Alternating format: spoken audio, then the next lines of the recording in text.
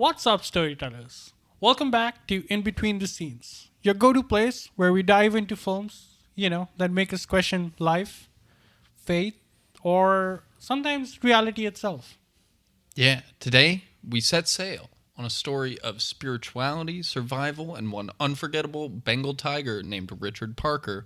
This is 20th Century Fox's Life of Pi from 2012. Did you get the new one, Battlefield 6? So I didn't get the game, but they just launched their Battle Royale. Cool. Yeah, I think How is day before yesterday. I've seen a couple clips, and it's the first like army style game I've seen since Warzone, I guess, and the graphics look insane. Yeah. I don't think the PS5 runs it that well. It's still really dry. But yeah, if you have a good graphics card.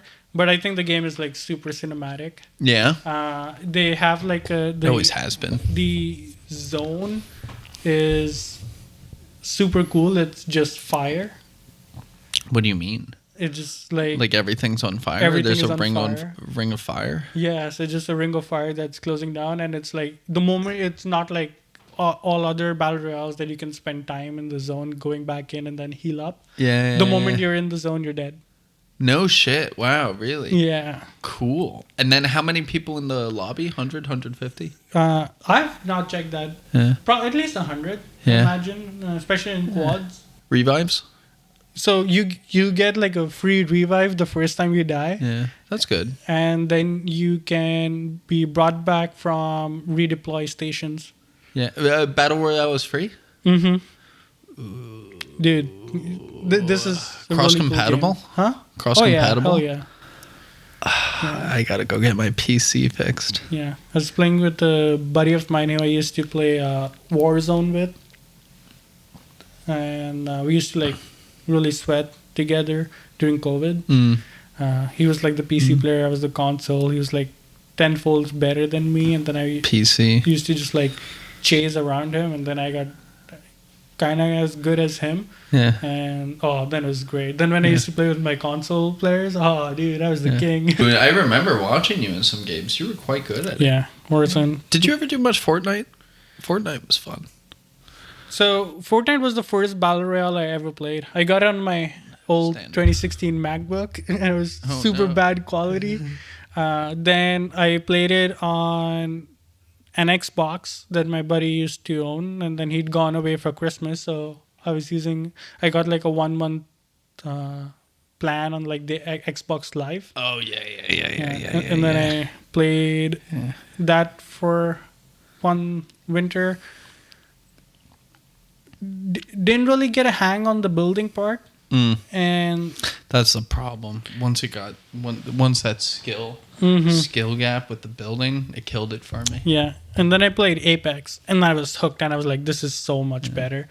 I couldn't do Apex. It was too fast paced. Yeah, it was just too fucking. It was 60 people only. Yeah, and they were quick. That's I think something I really enjoy, and that's something that's not there in Battlefield. Is it's not quick. It's super. I would even go and say it's quite slow and way more tactical. Yeah. I think that was always better for me. I think I loved if I was 12. Then I probably would have been hooked on Apex. But I grew up on, the original Call of Duties, which, to be fair, are fairly fast in a sense. It's very running gun. It's very Rambo and get killed, run into battle again, get killed, and just, But there's also a lot of, if you're doing sniper, it's also a little slow and methodical, and you've got to kind of plan around. And I couldn't keep up. I didn't want to invest the 80 hours that I needed to get to the skill level of being able to do that and learn a whole new. That's really what it was. It was learning a whole new format of play style. Yeah. To play the same type of game, and it was just that's what I'm going through right now. Exactly that. Yeah. I'm so used to the movement and all for Call of Duty, and Battlefield is all different. So I'm dude, do I okay, do I invest my time? This feels like a trap. Yeah. Right? Yeah. But the game's super fun. Like, I only started getting kills like yesterday. Yeah. I've been playing it for like 3 days now, and it's really annoying because with Battle Royale, it's like you spend all this time looting and you pick up your guns, and then immediately you get shot from behind and you're dead, and then Well, that's just a back to the classic battle lobby. royale. Yeah. How full of microtransactions is it? Is it really in your face? I mean, all these battle royales are really none. Yeah, That's you can impressive. go on and you can go till the end with like no flashy things like, oh, there's this new skin out or new operator. That's surprising. Yeah. Also, I haven't even looked into it because I don't even go to that. Like, I haven't even made loadouts yet. Like my personal customized guns. Yeah. And you need a little more time in the game. How many hours would you say you have so far? 20?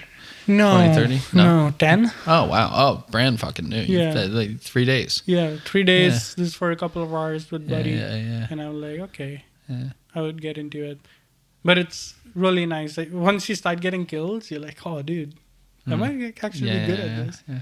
Well, I remember there was, my brother and I, I'll give you the shorter version of this story because I can already see all the ways that I would make it longer.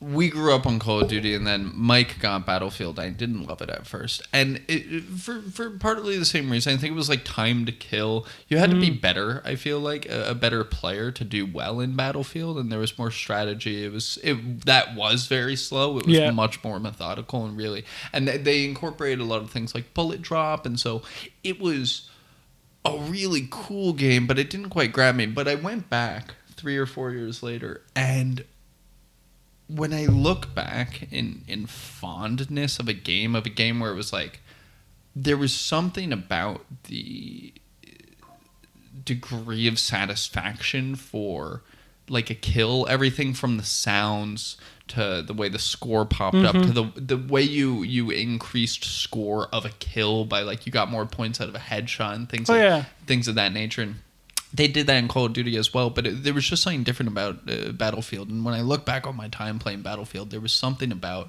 it that I really, really loved, and it's made me want to go back to Battlefield a few times. So if they've got a good battle royale out there now, it's so dangerous. It's really funny you mentioned that because I don't like that part of this Battlefield. Like Warzone, because in Battle Royale you have like those armor plates that you put in because you want to just survive. And each Battle Royale game that has those armor plates, there's a sound it makes when you break somebody's armor, and then you get those health points down. This one's really weird. It's like because it's an EA game, so they've kind of used the same gaming engine. I think it's still on Unreal Engine 5. But it's very similar to Apex, whereas in Apex also when you crack somebody, it just like the numbers show up based on how much damage you've done. And then the color, and once the shield is broken, then it turns from like with shield it's purple, without shield it turns white. Now, what I don't like is there's no sound cue for it. Or at least I haven't figured out a setting there has. Apex, I think, had the best sound cues because you would have this like really satisfying. And you'd be like, I got this motherfucker now. Yeah. I'm gonna go hunt. Yeah. And I can hear like the Call of Duty one. That clink, the clink too. Like, okay, but this guy's. That really killed. Time to kill was a really big issue I had with all of these games. Partly because my ability to survive I'm really good at like quick reaction speed.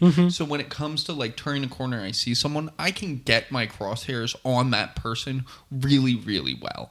And it was why I really enjoyed like Tracer, because Tracer was like go, adjust, empty your load, and get the fuck out, right? And in the old Call of Duty games, same thing. You turn a corner, you have a shotgun one-shot kill, you have a really fast like you have like an Uzi or something, you just turn and like a second later the person's dead. But these are like 5 to 7 second gunfights sometimes. You gotta run back and forth and jump up and down. And you gotta just fucking die already. You gotta like find cover, play it up in between while getting a gunfire. which I guess is a little more realistic in a sense. Not really. Yeah, I think if you get can't shot, take 12 bullets to the face and survive. It's like, my PC friend, he showed me some moves, and I was like, holy shit! It's called bunny hopping. So it's like. So Warzone actually, I think first started this. It was like the slide cancel, where you like slide, and then you stop your slide by pressing the same input, and then you go, and then you just kind of stop immediately. Then it was tactical sprint, slide, cancel, tactical sprint again. So you could just do tactical sprint all the way. So that was pretty OP. Then I remember seeing that, and people just and then you had a tactical sprint, slide, jump around the corner while aiming. See, now we're getting to a point where it's like, come on. And then it is slide, jump, aim, and just when you land from your jump, you jump once more. Ugh. Yeah, and bro, the moment you do something like that, it's insane. Like, people are like, whoa. Yeah, I couldn't track them. I don't know how to track them. It's it's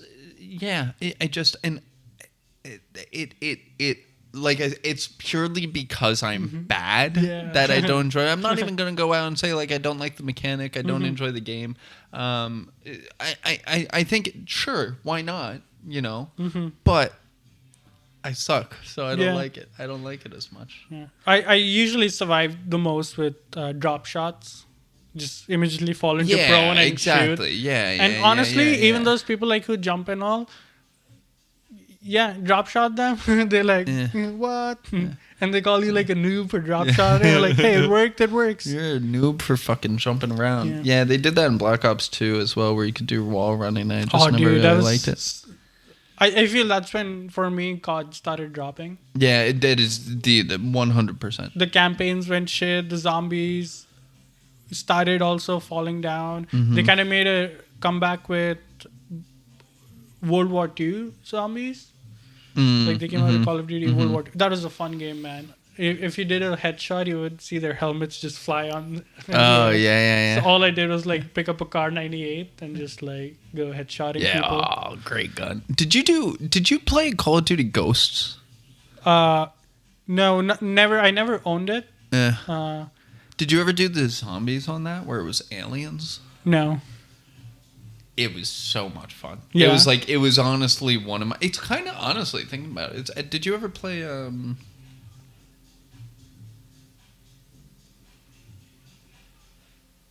I don't think you would have played it. It came out anyway. Yeah, really fun. Really fun. Do we need to? No, it's okay. Yeah, if there's music, there's music. I live with an asshole. It's happened in every episode. I've had, like, Yann was here. She's like, what the fuck is wrong with him? Emily and Chloe were here. They're like, what's wrong with him? Like, can't fix stupid. So, segue. Because it connects to pie. Okay. Pizza, fill in the blank. Pizza what? Pizza party? Pizza pie? Pizza pie, right? Okay. You've heard this before? A pizza pie? It's a pizza pie. It's a pizza pie. I have heard pizza being referenced as a pie. Yeah. And it's totally hated.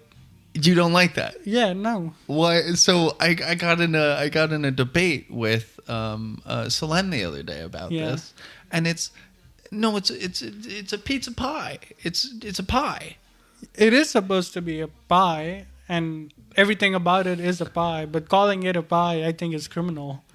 Because pie? Yeah, because it's like a pie and there's pizza, even though they're kind of the same. But the appropriate vernacular is pizza pie. So every pizza is a pie, but not every pie is a pizza. I'm okay with that. Well, to be fair, pizza isn't a pie. Pizza's not real. Pizza's not a... No, pizza's real. Okay. Pizza's real. But pizza isn't a pie. I think I would agree that pizza's not in a pie because you don't even cook it in a pan. You don't even cook it in deep dish. Fuck deep dish. That's not pizza. That's like fancy focaccia or it's just fancy pie. It's fancy pie. I don't know, but I will continue to call pizza pie and be okay with it because it is a circle. It is a circle. But a cookie's not a pie. You don't call it a cookie pie. No. You don't. But you don't call it a pizza either. This is true. All right. Well, I'm sticking with calling it a pizza pie. I'm sticking with pizza pie. So when you go out, you order like 2 slices of pizza. How many pies do we need? How many? Yeah, that would mean like full pizza. Yeah. We're getting pizza. Right. How many pies do we need? If someone said that to me, yeah. But pizza would have had to be referenced first because if someone just says how many pies, do we exactly. Need? So it's you don't need to use both words when it can be done with just one and not create any confusion. Yeah, but I feel like there should also be an equal acceptance for people who don't go with pizza pie. That calling it a pizza pie should be okay. I mean, that's for people to decide and for me to be like, nah, I'm not okay with that.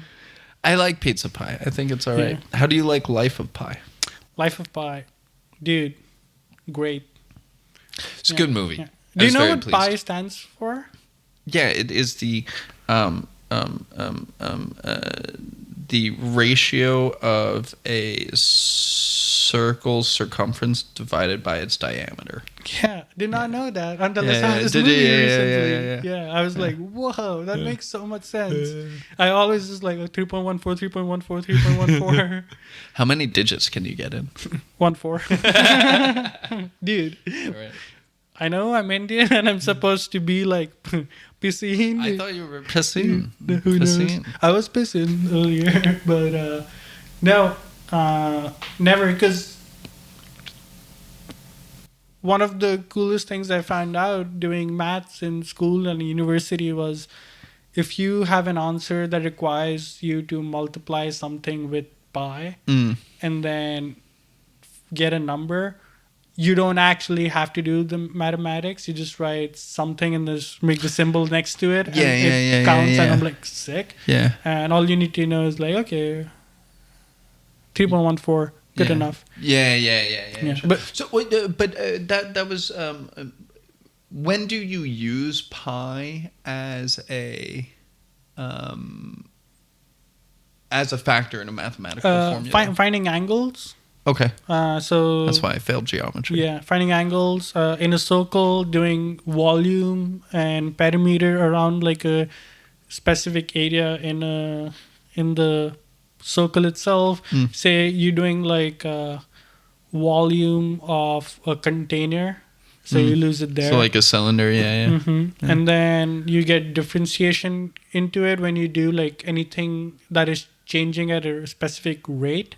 So say for example they'll have questions like there's a huge container that so and so business has that has X amount of volume of water into it and it flows through a tap at this rate.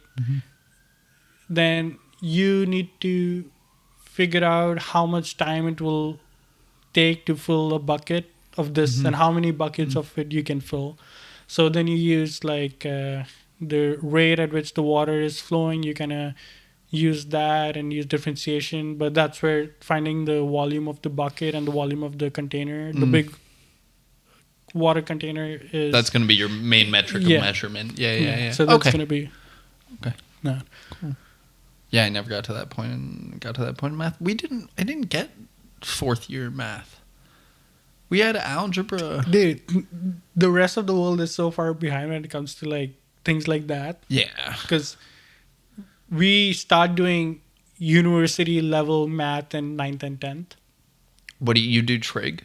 We do Algebra trigonometry, 2? calculus. Yeah. We do fractions. 9 and 10. Wow. We do, fractions is on algebra 1 going into 2. I don't know. We basically have everything all together.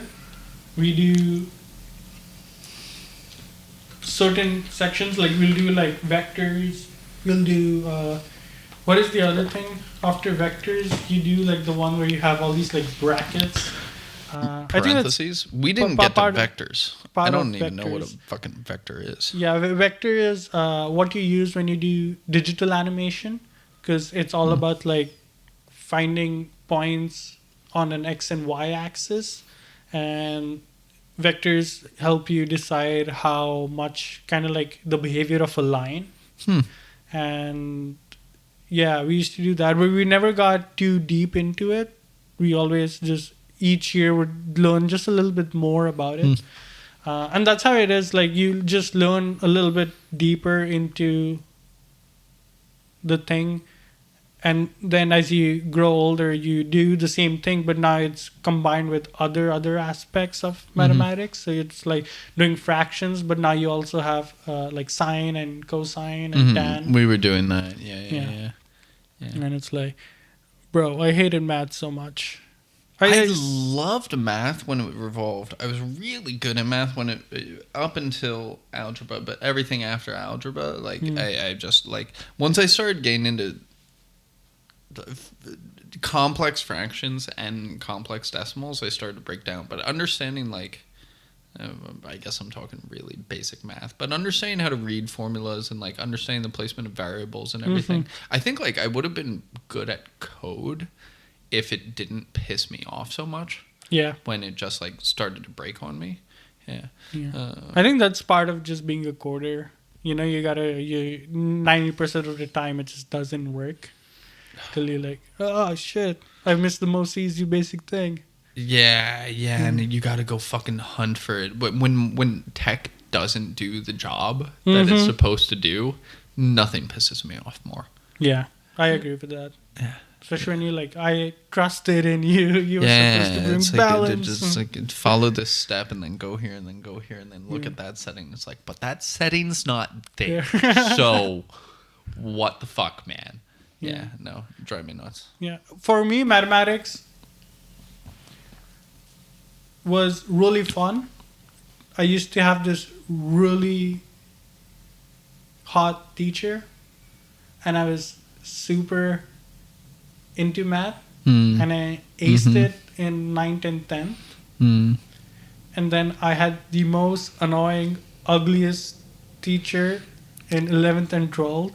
Yeah, I'll do it. Who used to get on my nerve every time, and then I just stopped attending his classes. Really? You just like... I was like, I'm going to go find her. Because I used to be good with schoolwork.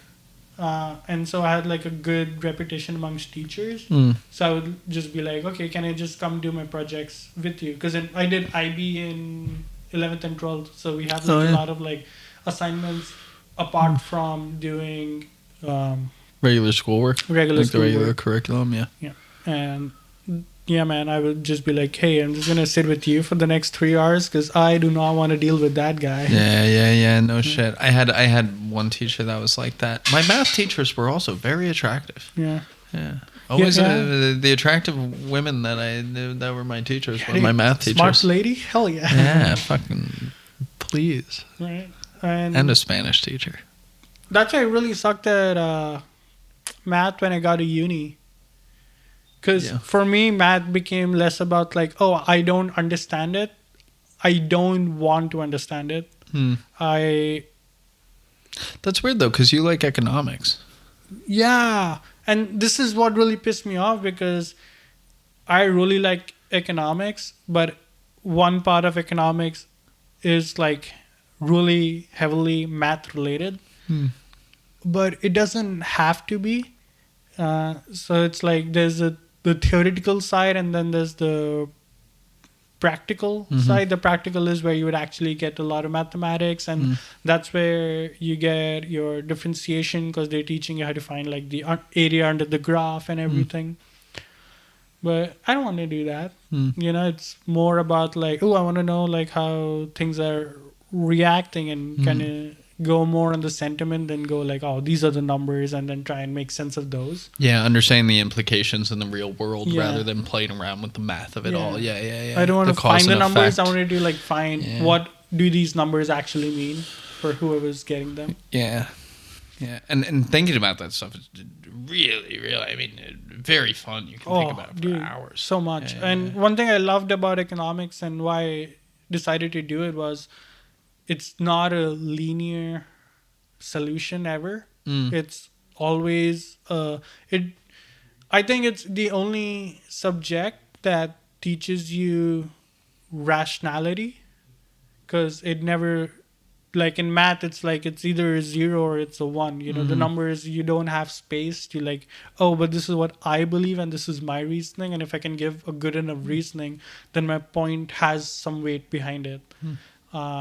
In math, it's just straightforward, but in economics, you actually had that opportunity, because everything that happens in economics has a ripple effect around all the stakeholders. So like consumer, producer, the government, the shareholders, other businesses, other economies, and then there are like so many variables to it. So it was like you could literally be like, oh yeah, prices of gas is going up, so that's why people are going to stop smoking cigarettes, and then try and find like a causation to it. Yeah, that's why I fell in love with. I'm go on. The Super Freakonomics book and podcast, because they do that a lot. I haven't listened to him in since my trip really, but I would love to go back. I'm really interested in what comes next from like the sociological standpoint of people are now smoking less, so rates of crime go up. Yeah, right, because or rates of domestic abuse go up or something like that. So I'm really curious about like how people's behavior changes after the fact. Yeah. And then being able to follow it back. I think that's also one of the really cool things, is because there are those ripple effects. So you can there's a lot of like post analysis where you can track things back to a really specific point. Yep. I always find that very interesting. It's one of the things that I really like about my job. So I if I had more time, I would have counted, because this is the the type of nitpick that I would do. I would have counted how many fucking digits he got into pi in the movie when he was writing on the whiteboard or writing on the chalkboard. He had like 4 chalkboards going. Oh yeah. I call cap. I like. Have you been to India? Well, I call cap primarily because he phrased it as I had the rest of the day, but I assume he took the time over the summer to memorize this. So I'll rephrase this as, how long do you think it would take you to memorize? What do you think? I mean, he probably fit 200 digits on each of those chalkboards. Easy. So let's say there was let's say it was 1,000 digits. How long do you think it would take you to remember 1,000 consecutive unique numbers? Are they unique? Is there a pattern that kind of repeats? Well, no, that's the problem. It's a non-repeating sequence. Non-repeating sequence. You could remember in chunks, I suppose. But even if you remember in like chunks of 10, that's 100 different. That's not that bad. That's a lot of fucking. 1,000's a lot. It'll probably take me a week to remember 1,000 unique digits consecutively without error.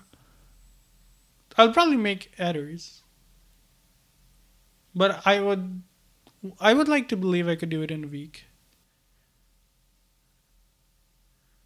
Like 7 days? I don't buy it. I almost want to bet you money right now. I'm you not would gonna do it. No way, dude. I'd pay you the money double to not make me do it. Deal. I'll bet you $1,000 right now. Nice. Oh man, doing it. You think you would do it in a week? I think a 3 month. I think 3 month. The 3 months of summer, but also at the age of, actually okay, fine, but. Oh, fuck that. Knowing 1,000 digits of pi? Well, it worked, though. He didn't get called. out on his name. Yeah, they stopped making fun of him. I love he turned that into story, a school legend. how he gets his name. Yeah. Right? I love how, because maybe I'm wrong, but this was the second international this was not a Bollywood movie at all, but second international film that had like an Indian protagonist. And Was this post Slumdog Millionaire? Oh yeah. Much later. What was the first? Slumdog. Oh, and then okay, this was the okay. second. So that's what I figured. Yeah. So this was the second, and then recently there was one more by Dave Patel. Yeah, Monkey Man. Yeah, that's a cool really movie. Enjoyed that. Yeah. It was a little. It was by the end of it. It was with all of these. It's a little like, just do better endings, man. I'm still okay with it. Go on. Yeah. And I was really amazed. So I don't like this movie because of how.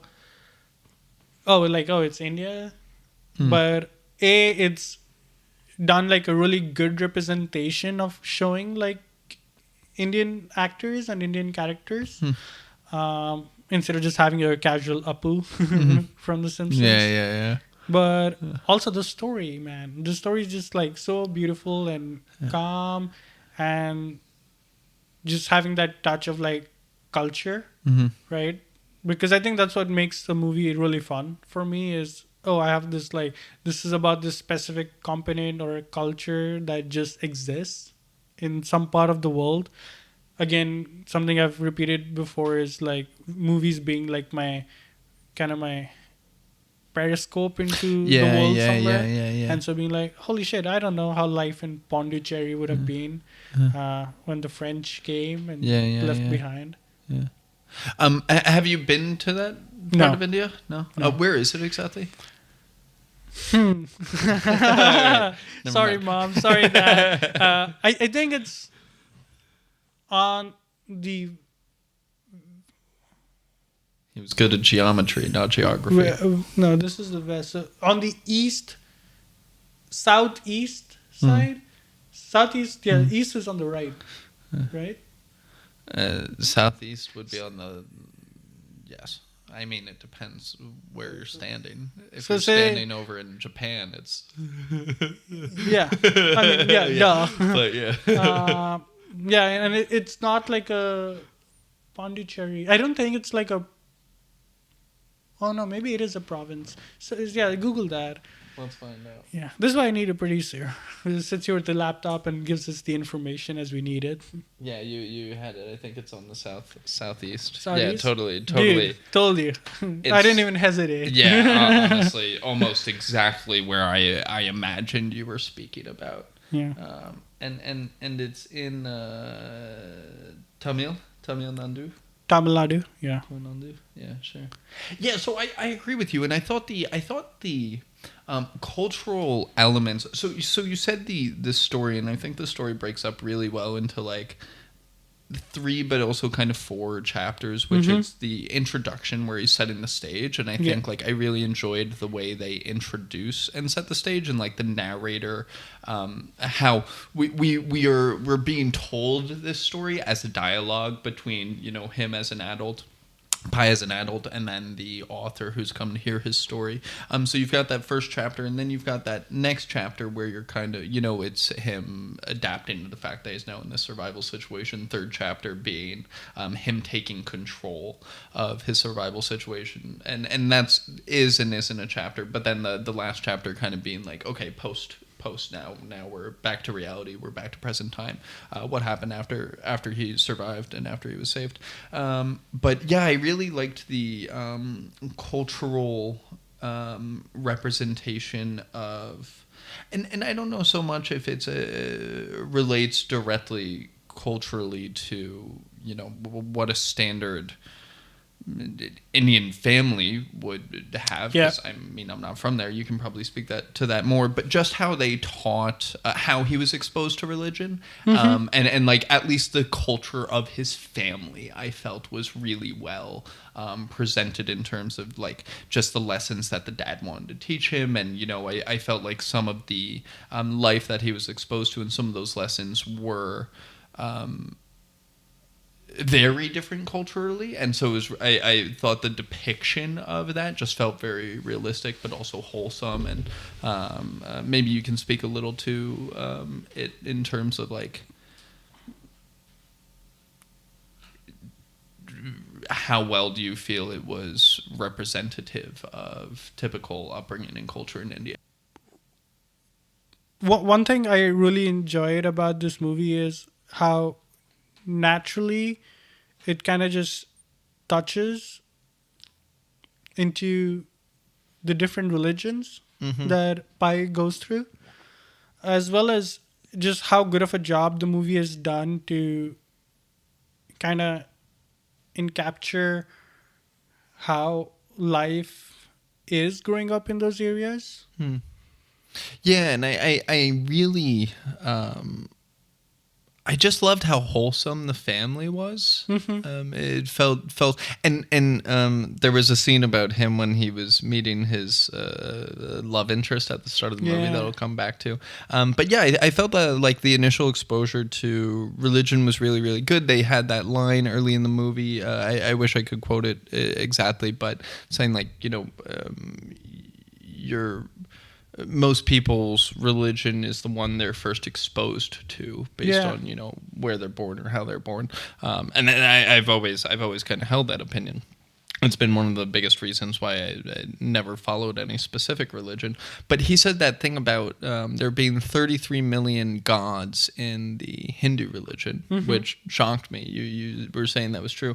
And remind me, what did you say? I was talking about because we've had like so many cultures and so many groups that kind of were in India.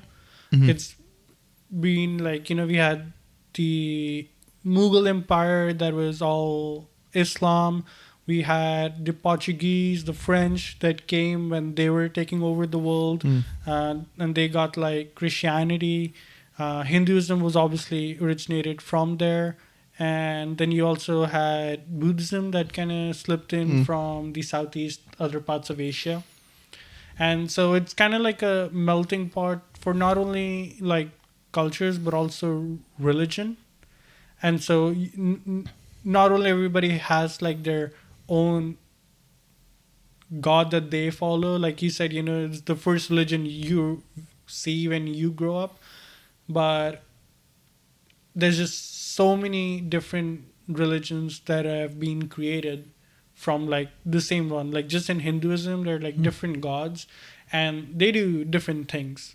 I don't remember. I think there's like this Indian comic who has a bit that he's working on or does sometimes where he talks about, because my whole issue with having just one God, and that's, I don't want to diss on somebody's religion, but I think that's Islam and Christianity, where they're like, no, we number one. Yeah. Like a kid from China playing PUBG, just like number one.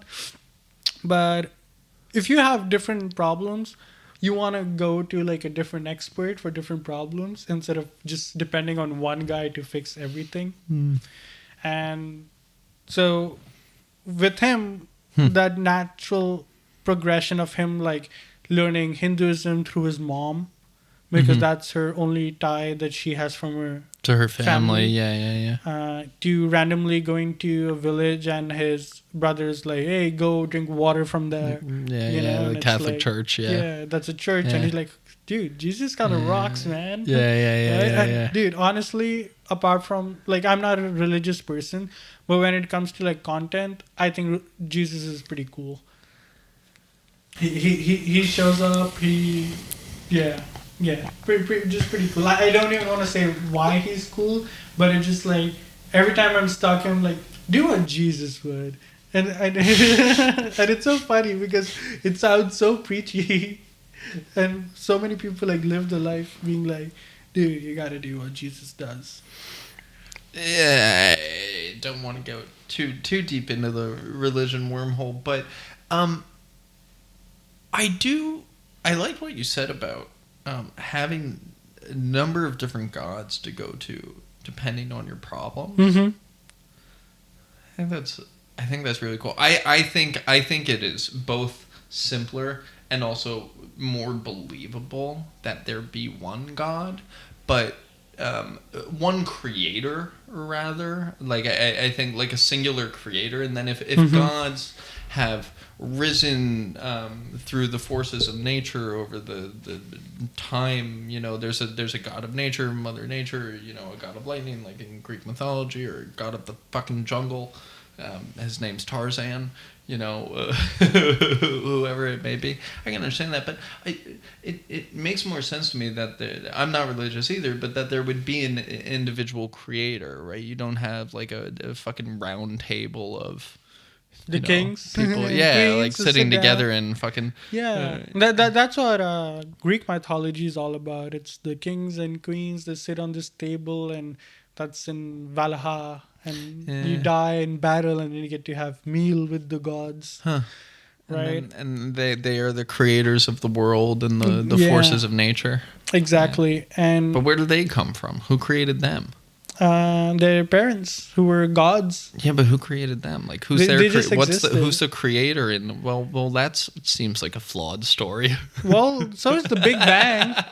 Dude, who created the Big Bang? Nobody. Well, these are the questions that we ask, and neither of us are qualified to answer that. But anyway, I don't want to go too far into the religion wormhole.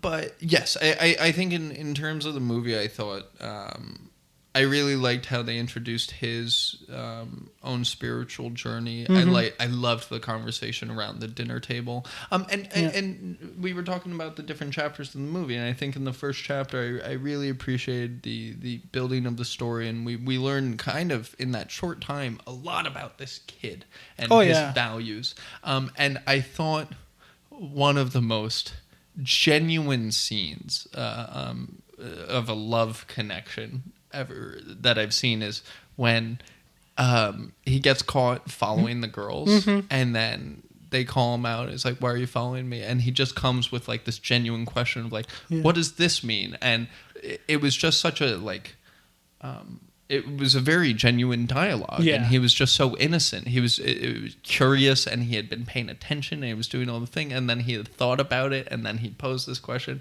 and then that was the spark of a conversation. It was just like that. Just felt like a human meeting another human, and them kind of falling for each other because of that. I thought it was a very sweet scene.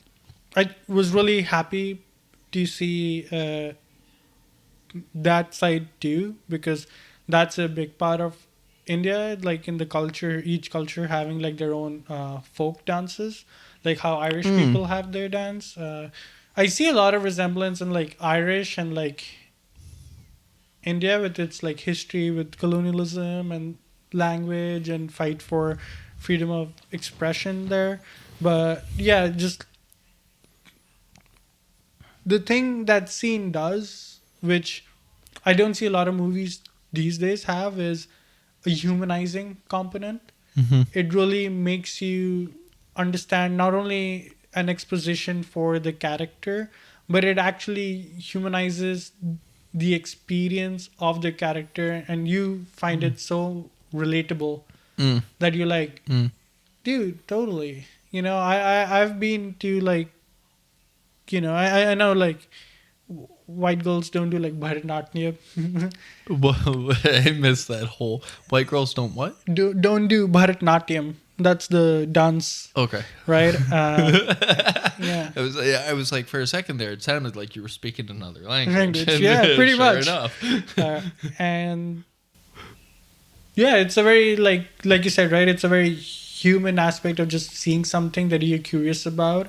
And you're like, oh, this is how, people talk. Yeah. Go on. And it's also really funny to see that I know like Indian dudes always come off as like creepy most of the time because they're just like staring and following you in the market. But I think most of them are just curious. And that's such a big cultural thing that you see in like a Western movie, and like not like spaghetti westerns, but like a North American movie to like a Indian movie, is that cultural difference and how to approach a goal, right? Where out here it's like a lot more like straightforward. You're confident, you're open, you're trying to be charismatic. Out there, it's the best way to describe it is like how a in your life you have friends, and then as an introvert you just hope that an extrovert comes along the way and just adopts you, and then that's your avenue of making new friends, doing things. And so that's pretty much it. So in India we don't have a lot of game per se when it comes to it, and that really came across in that scene.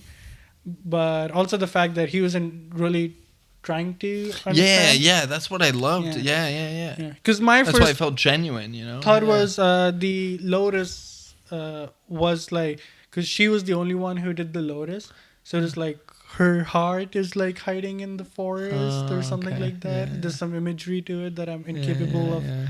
understanding. So I really like that whole exposition of like starting from, oh, this is the zoo, and then these are the animals, and then there's this guy, and it's not a lot of wastage of words, right? It's pretty much direct on like, this happens, this happened.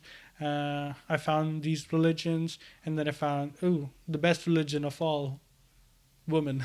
Right? The one true God. If there's one God, dude, that's the female God.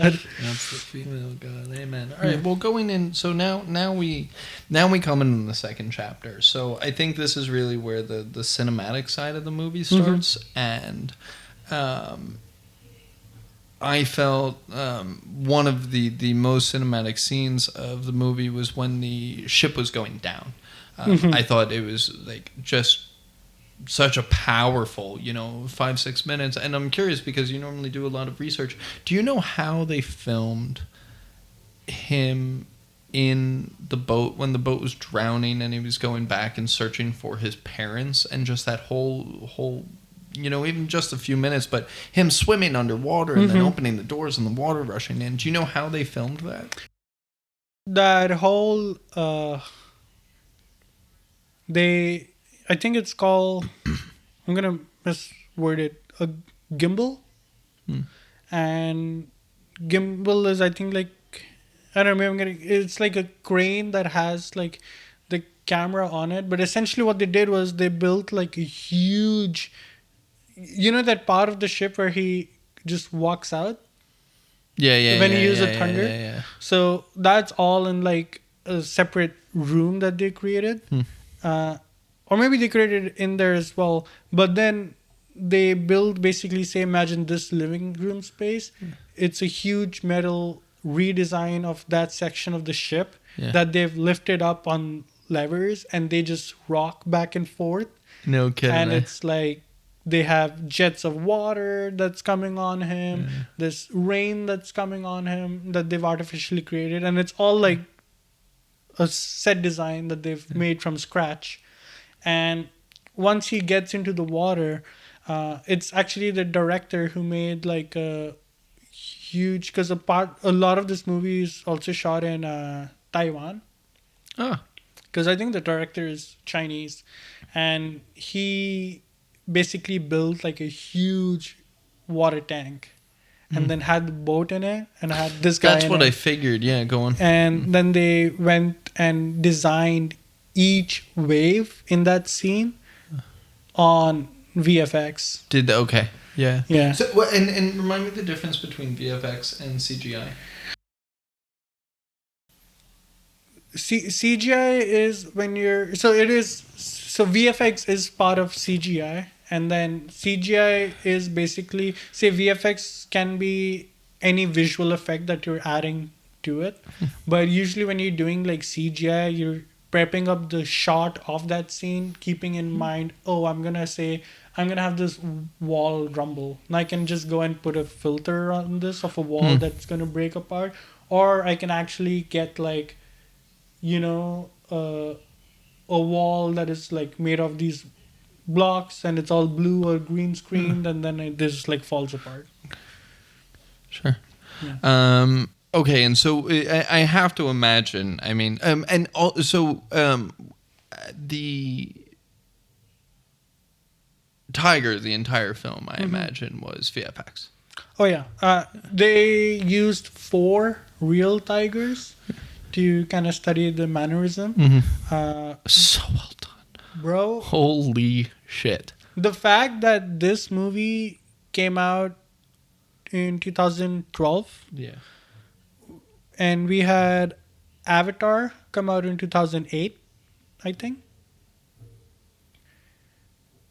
right? And that's James Cameron doing that movie completely unlike this is going to be CGI, mind blown.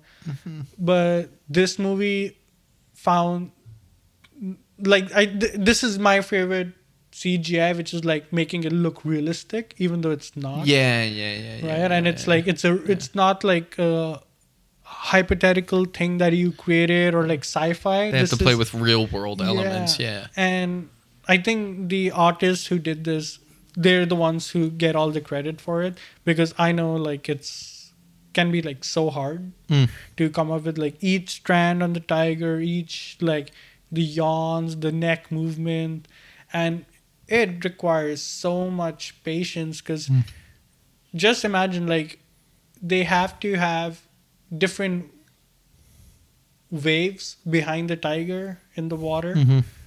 They have to have the tiger react differently. They have to go basically what a movie is you take pictures really quickly. Yeah. And Right? splice them then together. that's So they have to plan every single element of that picture and then draw it like a fucking flip book. Exactly. Yeah. And then the precision with the level of detail. That's really where it is, because you can get that. You get that with anime, Yeah. right? But there's so much detail here that they really. And I wonder how much the tech carried them. Like, I wonder if they could implement. They're not designing, I don't think, like they are able to, I have to imagine, have a template of the tiger and then manipulate it in a certain way. Like I doubt they have to, but this is 10 years ago, so 13 years ago, so Yeah. much. And this was 2012, you said? 2012. There was two scenes I think of when I think of attention to detail that really I thought were so wonderful. There were this one just came to my mind a second ago, but when he's trying to tame or train the tiger, Yeah. and his claws get stuck, and he's like, "You've never had a cat, but that happens to Yep. them," and then they fucking rip it out, and they had this like piece of wood chip off, and I thought like very well done. But there was one scene specifically that showed to me the level of care that they put into this, and that's when the tiger is sitting under the tarp.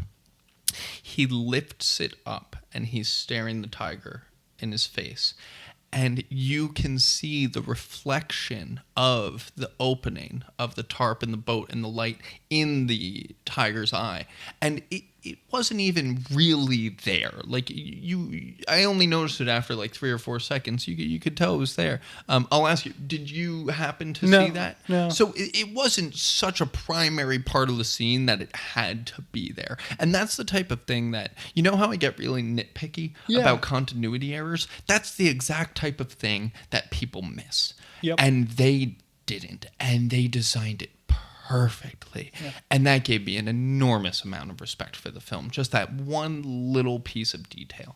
Yeah, I think the quality of the film overall was just... I was just so impressed. I remember the first time I watched it, I watched it much later when it came out. All my friends had seen it, and they would always be like, "Dude, you gotta watch this movie. It's like really cool." And I saw this movie probably almost a decade ago. And I saw it the first time, and I was mind blown. Yeah. And back then I didn't even understand, the efficacy of like the details and behavior, and creating something like, now we have so much better technology, and people are also like a lot more skilled to use that technology. And we're also more familiar. We're more used to this degree of, quality. Yeah, I think that is the best way to put it. We're more trained on it. Yeah.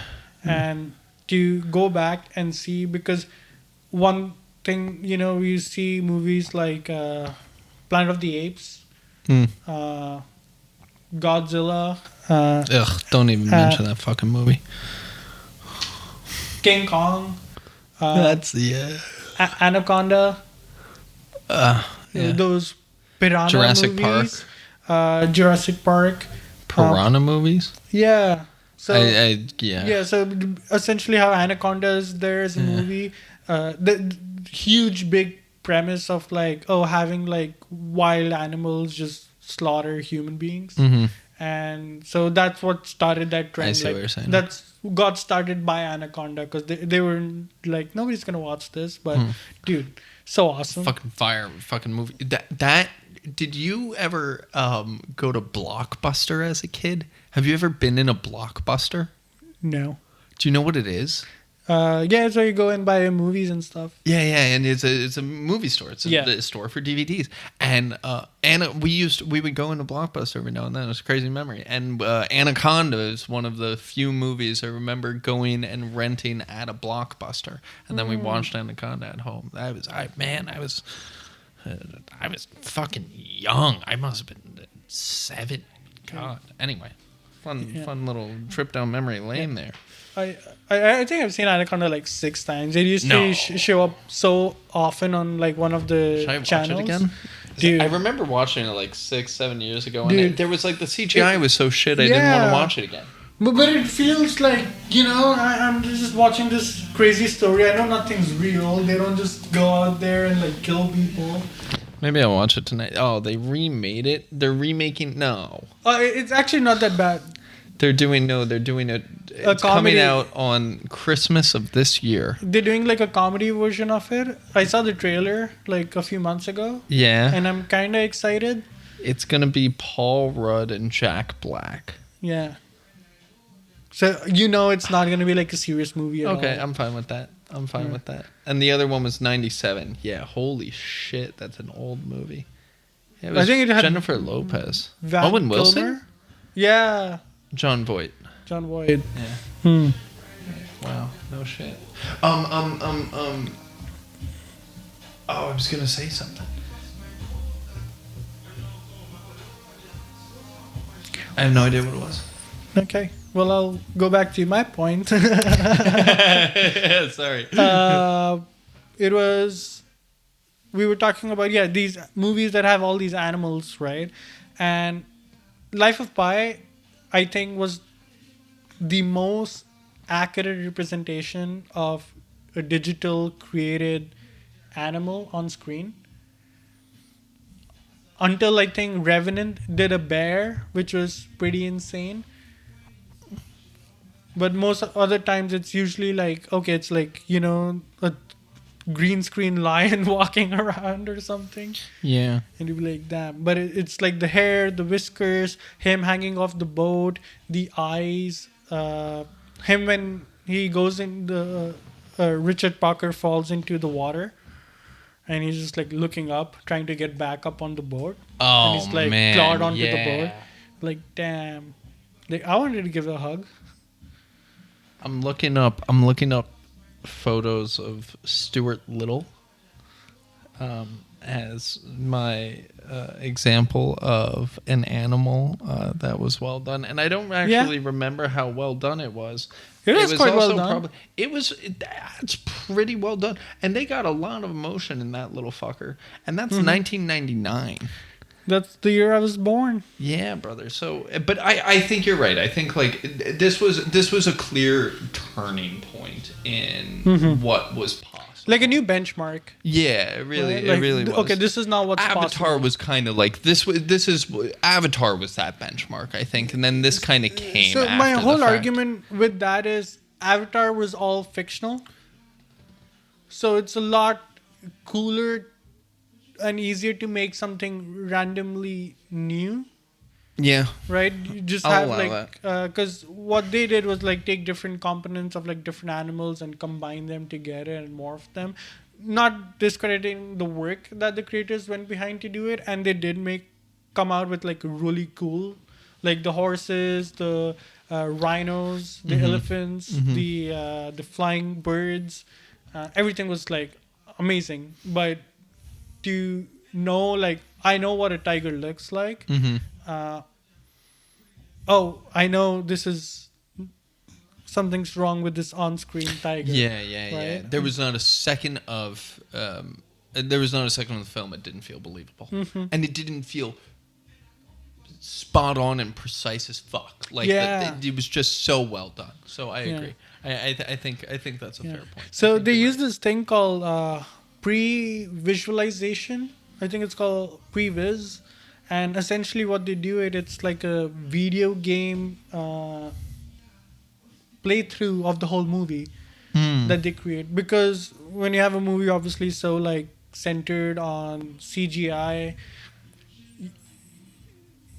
and you're doing so many scenes, especially as the director, you want to know what angles you want to shoot. So for him having like, oh, I have a video game that plays, like for example, all the fish in the movie, they're all CGI. Sure. Right. The flying fish scene, all CGI. Yeah. So they had like a really bad, pixelated, ugly looking version that you had the fish just flying through and hitting him and how he's reacting. Oh, we want to show him get hit with the fish this way, so we want him to look the other way. Yeah, right? So things like those need to like play into what do you call it? Just physics of things and how things would happen. And so just covering all those ends, I think they did such a fantastic job. Great. So you mentioned the physics of something. So now I'm going to mention a gripe that I have. Yeah. The tarp that was on that boat. Yeah. Should have been way more worn out by the end of his 227 days than it was. There was a point, it was like when he was climbing back on, there was a point he was standing on it, and he had probably been on his voyage for at least 150 days at this point, say. And he was standing on the thing, and it wasn't sagging, it wasn't like giving in. There were no holes, regardless of how much weight and like claw punctures that there had been, and his little hand axe that had been, in it. And like there was no significant damage to the tarp. And that's like my only problem with this movie. Actually, I have one other, but I had a problem with that. Yeah, that's fair. I also didn't notice the pea stain to be around. Yeah, and I would have liked them to show a scene of, well, I think those things his pants were very like, there were some really, I noticed there were some really like well added stains into the pants, and I thought that was very well done. But there was no they didn't really even have much blood from the animals, but I guess that's making it like PG. Yeah. And I wanted them to show a scene of him like getting rid of the bones and the detritus. Because there's no exposition to like, oh, where did the body of the orangutan, the zebra, and the hyena go? But it's not hard to imagine. Yeah. The tigers ate them all. Yeah, and he disposes of the rest at a point that he can. And he uses them as bait. I don't know.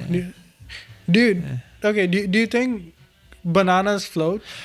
So first of all, why didn't he grab the fucking bananas? Now I also think he only it's grabbed one. He only grabbed one, but I think it actually I think that was a really deliberate choice in the movie, because like he hasn't recognized as a character, like he's in this survival situation yet, so it hasn't clicked with him. Oh, I need to grab those bananas, right? He's just focused on the orangutan, and I thought that was like a really interesting. I thought like the development of his psyche and like where I mentioned earlier that difference between like the second and third chapter. Third chapter is when he's like now adapting and surviving, and he's taking control, and it's that little bit of narration where he's giving the survival instructions, and I think that like 4 minutes there is like my favorite part of the movie. I always love those like training sequences, if you know what I mean, where if like you saw Creed.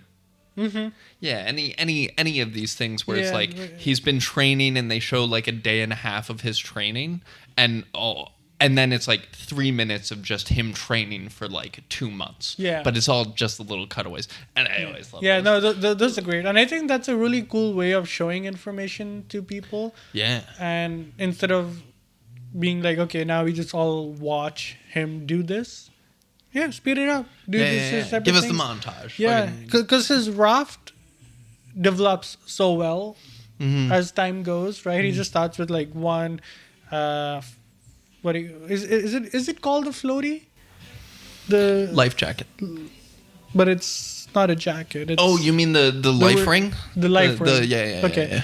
Yeah, so he just starts with that, and he's on like the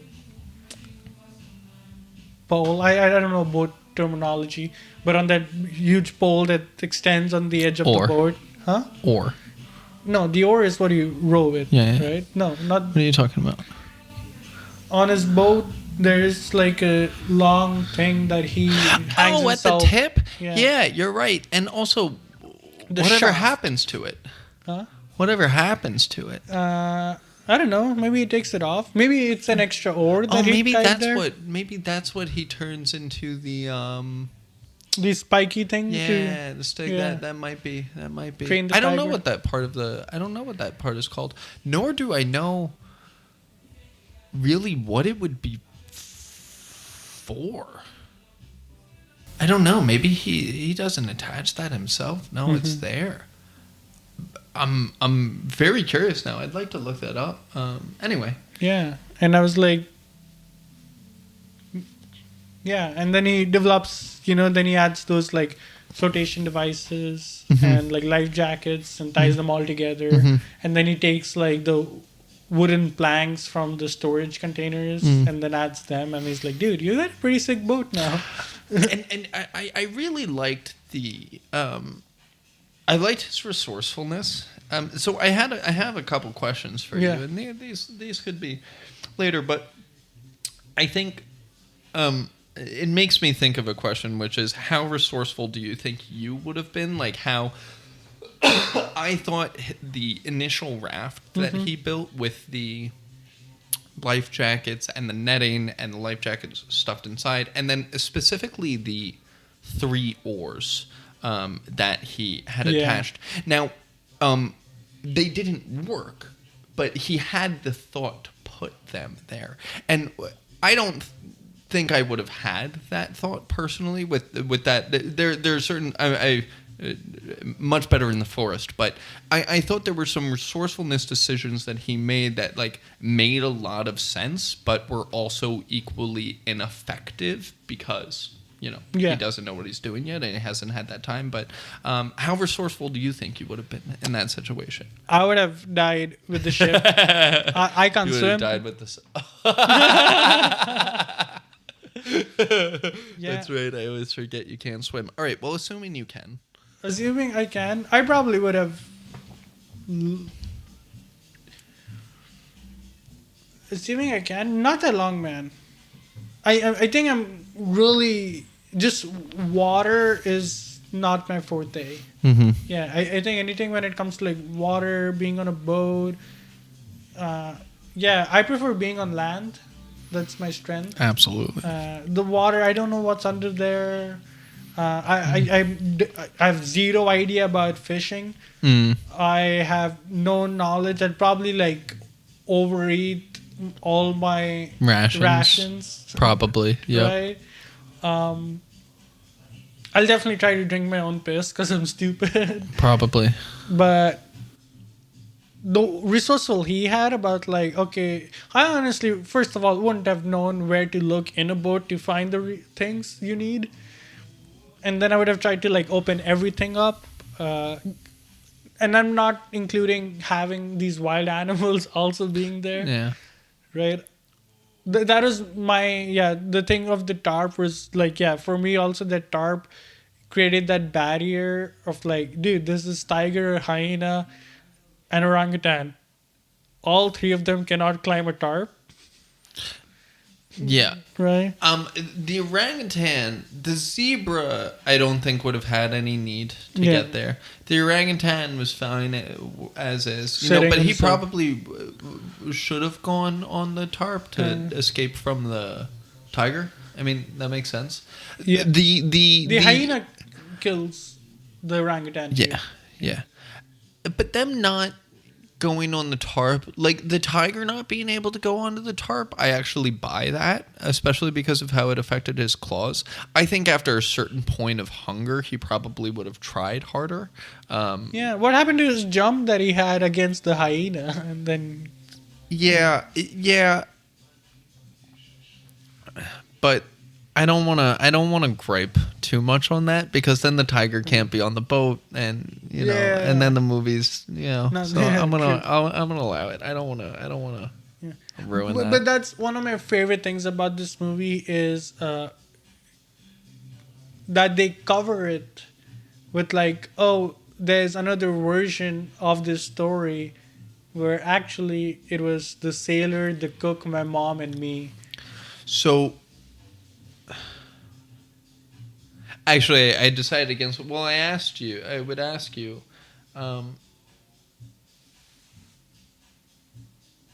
what story do you believe? The animals. Huh. Yeah. Why?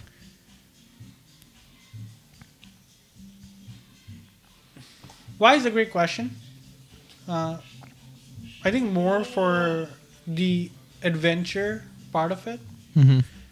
I think one story is adventurous, but the other one, even though it's like, oh, it's like, oh, these are humans, I understand them more.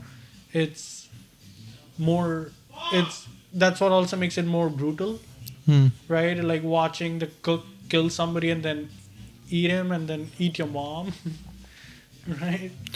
But the question I ask is, which do you believe? The question in the movie is, what do you prefer? Yeah. He asked the author. I thought he was going to ask, which do you believe? He asked, which do you prefer? And then the story that you give is, well, one. But he prefaces which you prefer after telling him that I had these Japanese people who came over and asked me for a story, and they wanted a more believable one. And so then he's like, okay, which one do you believe in, by saying which one do you prefer? Yeah, well, I disagree. I think one could rationale that his creation of the story of the animals is his way of coping with what had happened as a child. Of course. Right? Yeah. And so there was a point where near the end of the movie I asked, is that actually what happened? I asked, okay, is it just a cover-up? I made a decision, but posing that concept to you, how would you respond? Initial thoughts? I would believe in the animals. Mm-hmm. Given that he had... For what reason? Well, he was growing up literally in a zoo. So since a young child, he has not only the affiliations of animals, but also knows how to kind of work with them. You know, like when you're working at a zoo, you're kind of taking care of the excretes, giving them food, and you can also have that familiarity with like, oh, this is the animal, and that's why he calls all of them by name. Yeah. Because he never knows the name of the sailor or the Yeah, cool. I like that. The cook, right? The cook is just an asshole cook. Yeah. And yeah, I think that whole scenario of having 4 wild animals in a boat, that's pretty much exactly how I would have imagined it to be played out, where the zebra breaks his leg falling off. Yeah.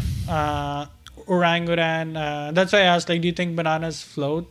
Because that orangutan just kind of comes over. I'm gonna find out. Go on. I'm gonna guess it does.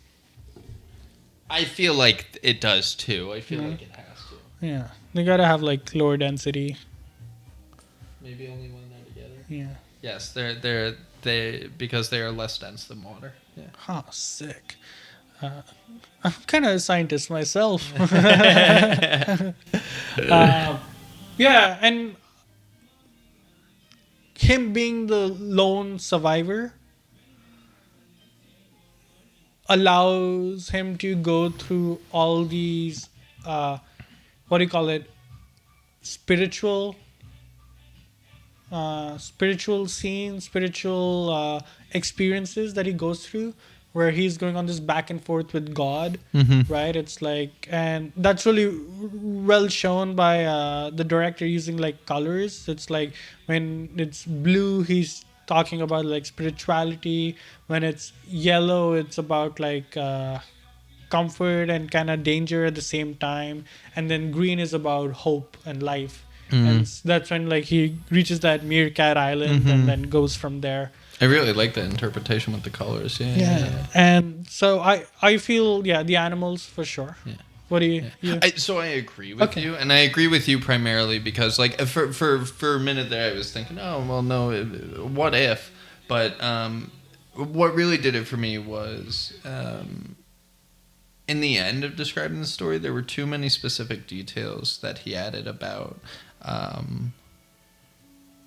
the tiger being like a pivotal part of his connection, like having that connection with the tiger and him not turning around at the end and just having that companion all the way through, and that kind of like being his symbol of hope and having something to latch onto. Do you know the book 438 Days? No. So it's a story. It's a true story about this guy, Jose Alvarenga, who's a fisherman in Mexico, I believe, and he gets lost at sea for 438 days. It's a true story, and he gets lost in like this 20-foot banana boat. And you actually, it's a pretty easy, pretty straightforward read, and after having seen this movie, you should read it. It's a great fucking book. And just like he goes into crazy detail about how he survived and how he like seagulls would come and he'd break their wings and then he'd turn them into, cut them up, and then like he would have to like play around with the food to give him something to do, or he would drink like turtle blood or cover himself in shark blood to keep himself protected from the sun. I mean, like fucking harrowing details. But the reason I'm here is because at the start of his journey in like the first 130 days or so, he actually has someone on the boat with him, and that guy dies because he had eaten seagull meat that had eaten a poison sea snake or something, and he got crazy sick, and he couldn't eat anymore after that, and so he succumbed to that and he died. But there was an investigation that happened after the fact where there was questions about whether or not Jose Alvarenga had killed him out for his own survival.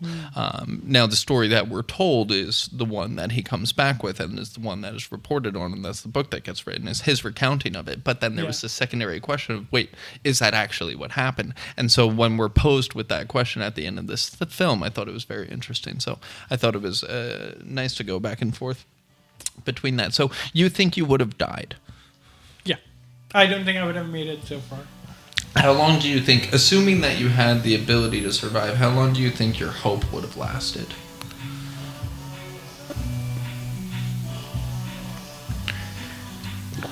Your like spirit and will. Okay. If I was given the chance to experience all the cool shit he got to see, like flying fish, dolphins, bioluminescent water, the whale jumping. Dick move, by the way, of the whale, just like fucking up his raft. Dude, that's kind of on him. Like, I did think it was stupid to take all the food out, but the whale kind of happened to just like jump right on the fucking rope that was attaching him to that. It's also on him because it's like Jaws, the first Jaws movie taught us that if we need a bigger boat. No, if you're on the surface of the water and you make noise, that's what gets fish to come up, because they're like, that's something moving. Right? So I was like, that makes sense. The whale just comes out of nowhere and it's like, woo. And he can probably, the water seemed clear enough that, or the whale looked bright enough that he could have moved. But yeah, that whale did fuck up things for her. It did fuck. So you were saying if you got to see all those cool things, 100%. I would have never left the island. I would have been the guy who gets eaten by the island. Yeah. So that's my other gripe, and also just to comment on that. So,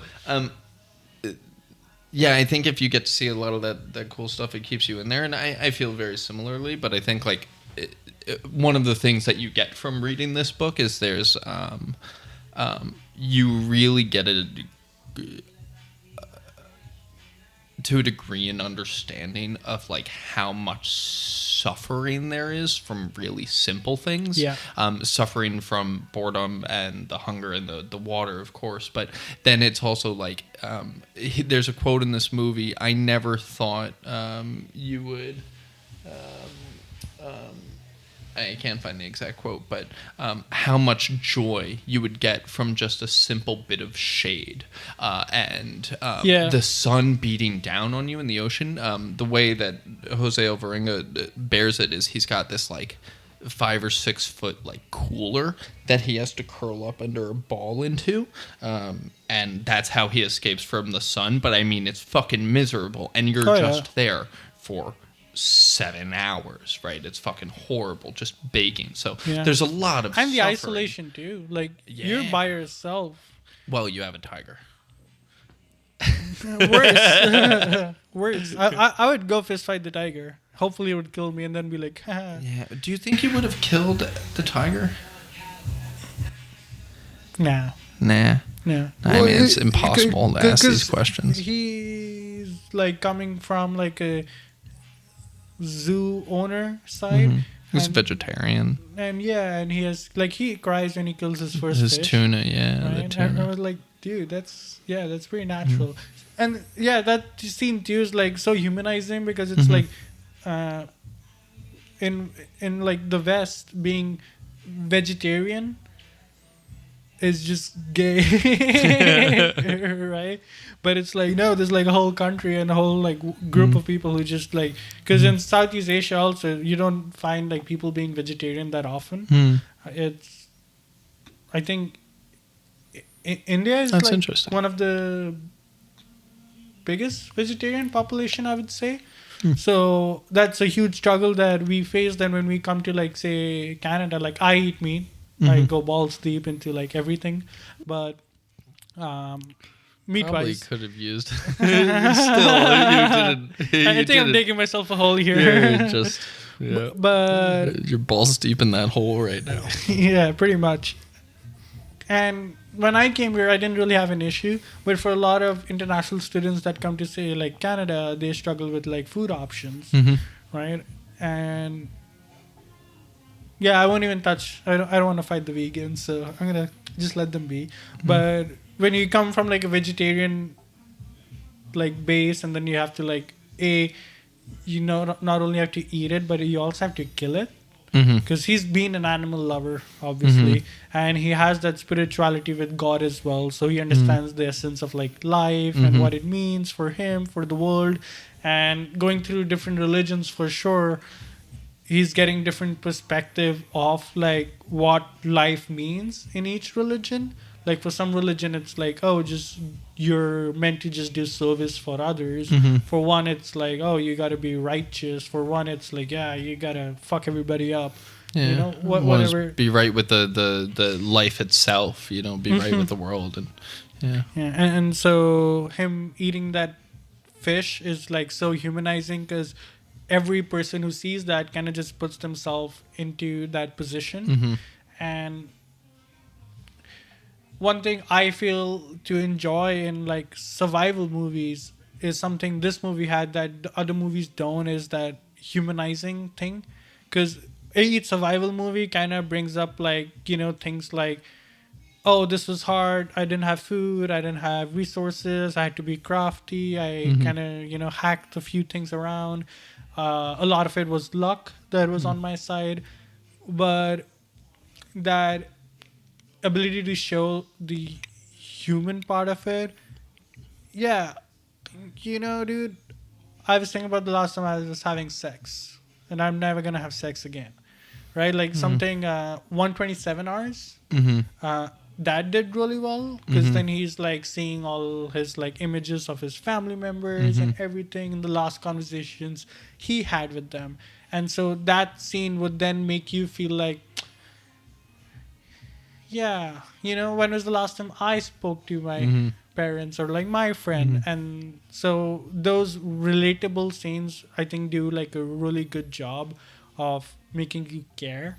And the moment you're able to care, you're invested. And that's what makes this movie like so like good.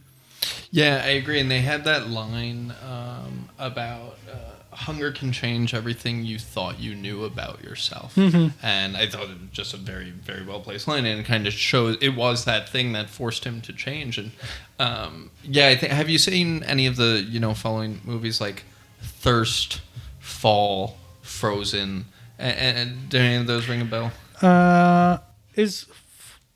There's this one I saw recently about these two girls who go on the tower. Yeah. So I didn't watch that one specifically, but the essentially they fall into these like one-word titles of people that get stranded and then die.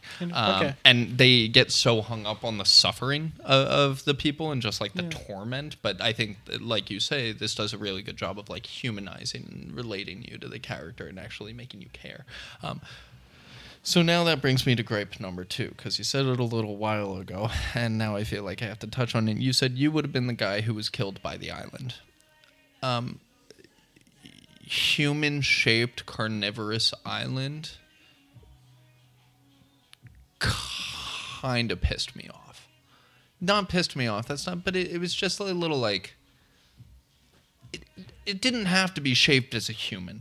Carnivorous island that no one's come across back in whatever the fucking year was when he was a kid. Totally okay with it. Totally fucking cool. Let's leave a little bit up to wonder. It being in the shape of a human, bullshit. And for me, it just felt like a really poor choice. Like symbolic of the religion and the humanity and the circle of life or whatever the fuck the symbolism and the choice there was. All of this movie is about all of these miraculous elements of nature and these incredible, hard to believe things while being believable. But that just felt science fiction, unrealistic bullshit. Have you looked at a cloud and thought that, oh, that's like a face? Yeah, but this was a very intentional decision. It was very clearly designed as a human. Yeah, and I've had that. Like, I've gone camping to a lake and then seen like mountains and be like, dude, that looks like a whole face. So you have seen Avatar. Yeah. Yeah. I get you mixed up. But I couldn't help but think of the lion turtle. You remember the lion? Yeah. So I always think about that when I watch this movie. But they made it a human. They made it like fucking Moana. And Moana, you should see Moana. But I can't. I don't want to even spoil it. Okay. They made him a human. I can spoil it. All right. So Tahiti is the god. Yeah. And she's an island, right? And when you zoom out of the island, you see, it's the god, it's the person, right? But this plays really well into a movie that's all about the god of the ocean or whatever the fuck she was, Mother Nature. This wasn't that. This was him surviving with the natural forces of nature. Natural being the key word there. But that's not it, right? What do you mean? Like, the movie is not about him being stuck on a boat. The movie is more about his physical, mental, physiological, and spiritual journey and different parts of it, all vesseled into one that is like different things coming out as he goes through his journey. In the shell of a believable survival story. Like, so in that sense, then there are no glow-in-the-dark whales. No, the whale was glowing in the dark because of the bioluminescent plankton that was on it. That's what I'm saying. Like every part about the movie, all unrealistic or all hard to believe, but believable, right? It wasn't like when I pick on something like In Time, where it was like, all right, well, the story it makes sense, but only because it makes sense. Like if you pull out any of these pieces, the entire story kind of falls apart. So for those reasons, it's unbelievable. All of this was like hard to believe and unrealistic, but believable. At the end of the day, human-shaped carnivorous island, not believable. I think they knew it was not. It's not real. Well, but that's the problem. It has to be for him to survive. Yeah, I mean, nobody else had heard of an island like that. Yeah, exactly. So now we have this element So of is it clear not believable fiction. because? Do you want to No, Google if there are I don't. human? If it was any other shape, it was just the fact that it was chosen. I'm totally okay with carnivorous island. Sure, that hides from that has hid from human civilization up to this point because it floats around the ocean or whatever the fuck. Totally okay. The fact that it's in the shape of a human, purely for the symbolic point they were trying to make, but it was not shown as being symbolic. It was shown as being factual. And I had a problem with that. You don't have to agree with me. Yeah, I'm not. but I'm just trying it to took understand, me out of it. Yeah, where you're coming from. But that's fair. It did take me out of the movie a little. Fair enough. Yeah. That's a decent point to make, though. But I think like so. an island being in a human shape. But hey,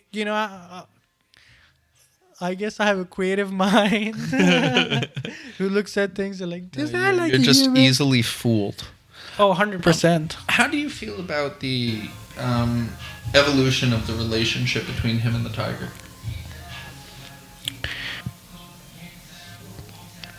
Wonderful. Especially being like, when he's trying to feed the tiger meat with his hand, right? Yeah. Oh, at the very start of the movie? Yeah. And so you would imagine, this is like a fearful, because his dad makes him see the goat get eaten by the tiger in front of him, so it would like kind of shock him and scar him. But it doesn't, and he's like, oh, dude, I'm stuck with this Richard Parker guy on this boat. Well, it did scar him. He goes into the next scene, is like, from that day on, everything kind of lost color. Everything was dull, but... But he still...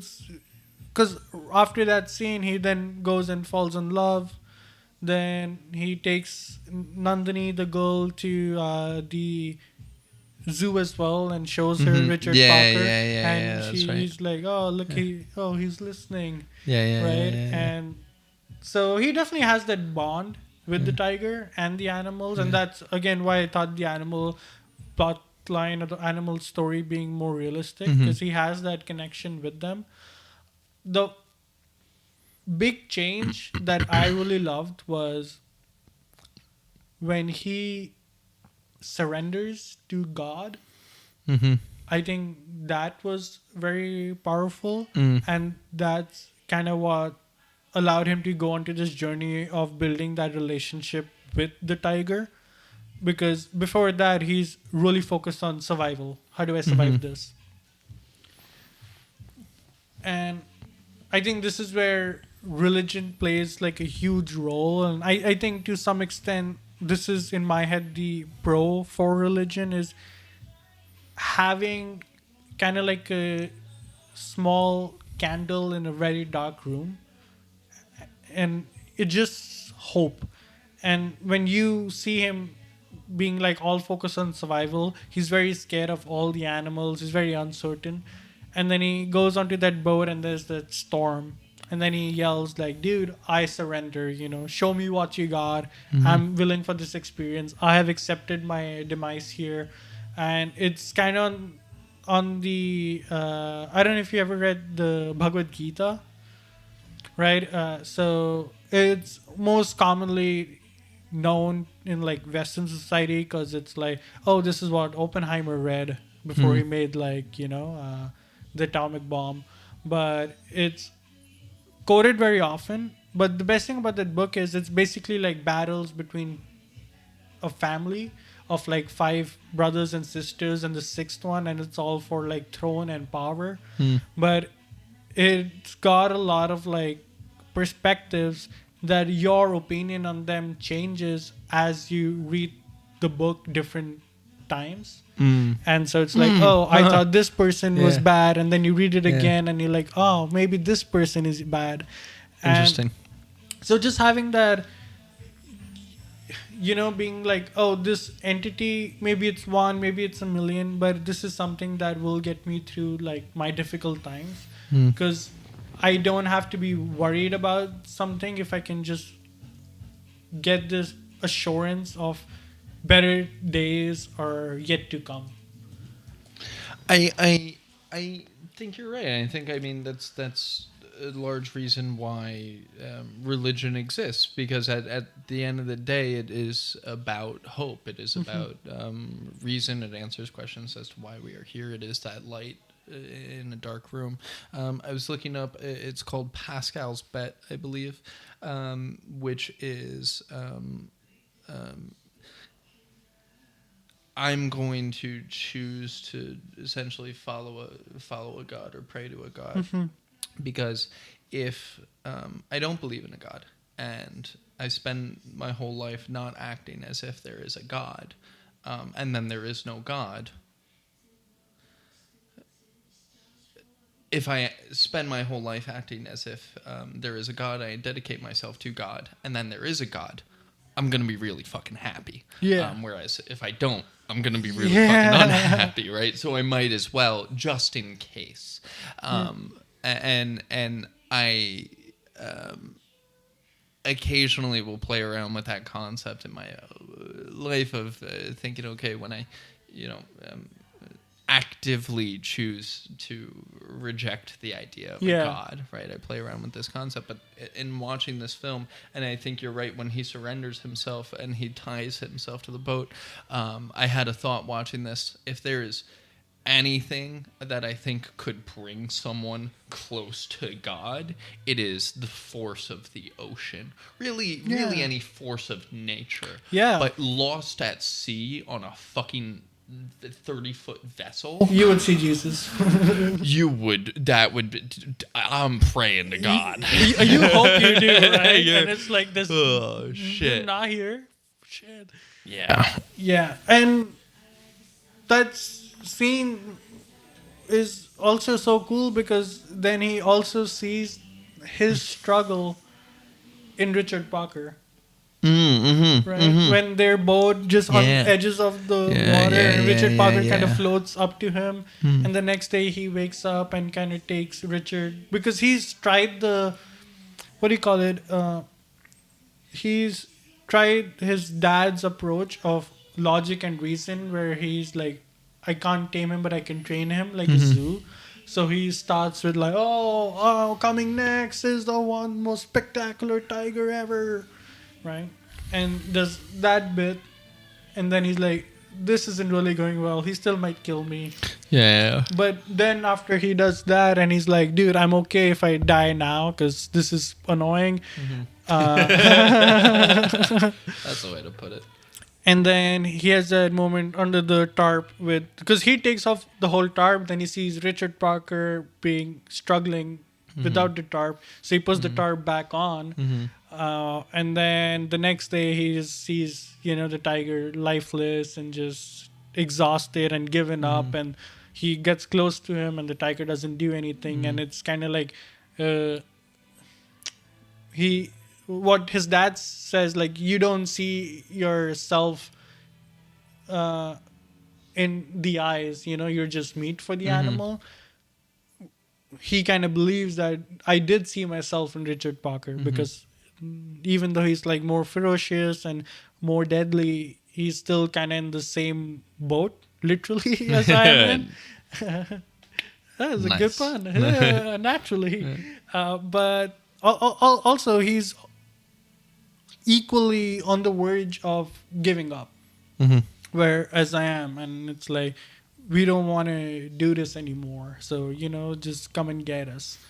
And then his relationship kind of builds, and then next scene, after the storm is he bumps randomly on that island, Mm-hmm. and he was like, I thought I'm gonna stay here forever now, Mm-hmm.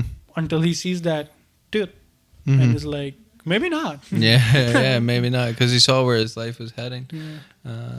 Yeah. And then wraps the tale very, very well.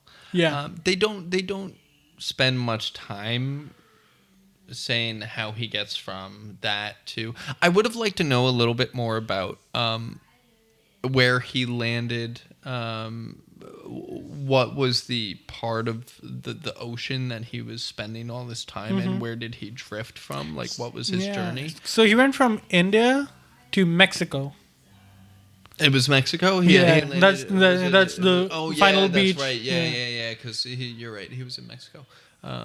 Like, my hermanos came and got me. Yeah. Well, he El he Tigre. made it. I love that line. It was like we're gonna sail like Columbus. And it's like Columbus was looking for India. Dude, That that was so good, right? was a great line. That's really well writing. So this movie is is an actual book I figured as much. by Yann Martel. Yeah. It's like a Canadian author, and one of the reasons I really like this movie is because almost 90% of the times the movies do worse than the Yeah. books are, and I've heard people say the book is better than the movie for this one too. But this is a really goddamn good movie. It was a great Right? movie. Like, I think after Harry Potter, this is the first time where I saw, like, I'm happy with like the film version of it instead of just like, because I really struggle with reading Yeah. because I don't know how to. Like not knowing how to swim. Yeah. When was the book written though? That You I don't know? know. Yeah. I'd Probably like to know years before. But apparently in the industry it was known as like it was like an unfilmable book. Just because they didn't have the capability. Yeah, or like a Technological vision. capability, How do you yeah. do it? Yeah. Yeah. 2001. 2001. Yeah. Wow, 7 years later. Yeah. What awards did this? Yeah, pretty impressive, eh? Yeah. What awards did this movie win? Do you know? Yeah, they got best director, best original score. Oh, the opening score of this film was fucking brilliant. It was the first thing that got my attention. It is like absolutely fantastic. Like all throughout all the scenes, you just feel like so immersed in that environment. Did it win best movie? Most cinematic or It won something? best director. Best director? Yeah. Yeah. And it won like a Golden Globe and Oscars. Yeah. It's a great film. It had like 11 nominations and then won like 4, I believe. Yeah. So I want to guess it's Rotten Tomatoes. Yeah. You know it. Go for it. 87.93. I mean, it's probably better than that. 87.93. It's probably. I Who's think 87? both is always critic first, but I Think so? think the critics had to give it at least a 90. But 91, 93. 91.93. Critics gave it an 86. Fuck. And the audience gave it an 84. Wow, really? Mm-hmm. That feels low. Yeah. But also... It's probably because of the human-shaped island. Yeah, 100%. That's definitely like, I don't know, 3 points. That's what did it for me. Also, not leaving that 84. ambiguity in the ending of like which story to pick. People like to know. You know me, I don't really give weightage to Rotten Tomatoes often, but What was its IMDb? 7.6. something like that. I haven't seen IMDb. I only do IMDb to find out who the writers are. There. 7.9. 7.9. Yeah. Yeah. Which is pretty good for IMDb. Didn't cross 8. Yeah. It's 64. rated better by critics and audience than Avatar. Blue People. Yeah. Yeah. Well, Avatar, the first one. Also, the live action movie. No, doesn't exist. The second Avatar wasn't. It has the same IMDb score, 81, 82. Yeah, Avatar also has a 7.9 IMDb. So what do you rate this movie? What do I rate this movie? I got to think of mine too. Yeah, there are a lot of things that play into this. It's like the actors. Now, this is something I'm pretty sure you don't know about. Irfan Khan, the guy who does Pai's voice, the grown up, the one who's talking to the audience. Oh yeah. I know that actor, but yeah, because he shows up randomly in like a lot of like Hollywood movies. Yeah, like he's in Amazing Spider-Man 2. He's in I think Godzilla, maybe not. He's in this movie, and even the mom in this movie, her name is Tabu. Just the range of acting they do is so good. The range of personalities they can play on screen. I haven't seen a lot of the mom acting because the mom used to be a huge actor when I wasn't even born. Yeah. But Irfan Khan, I've seen so many movies of his. He died very close to when this movie, I think, he's dead. Really? out, yeah. Oh, that's a shame. And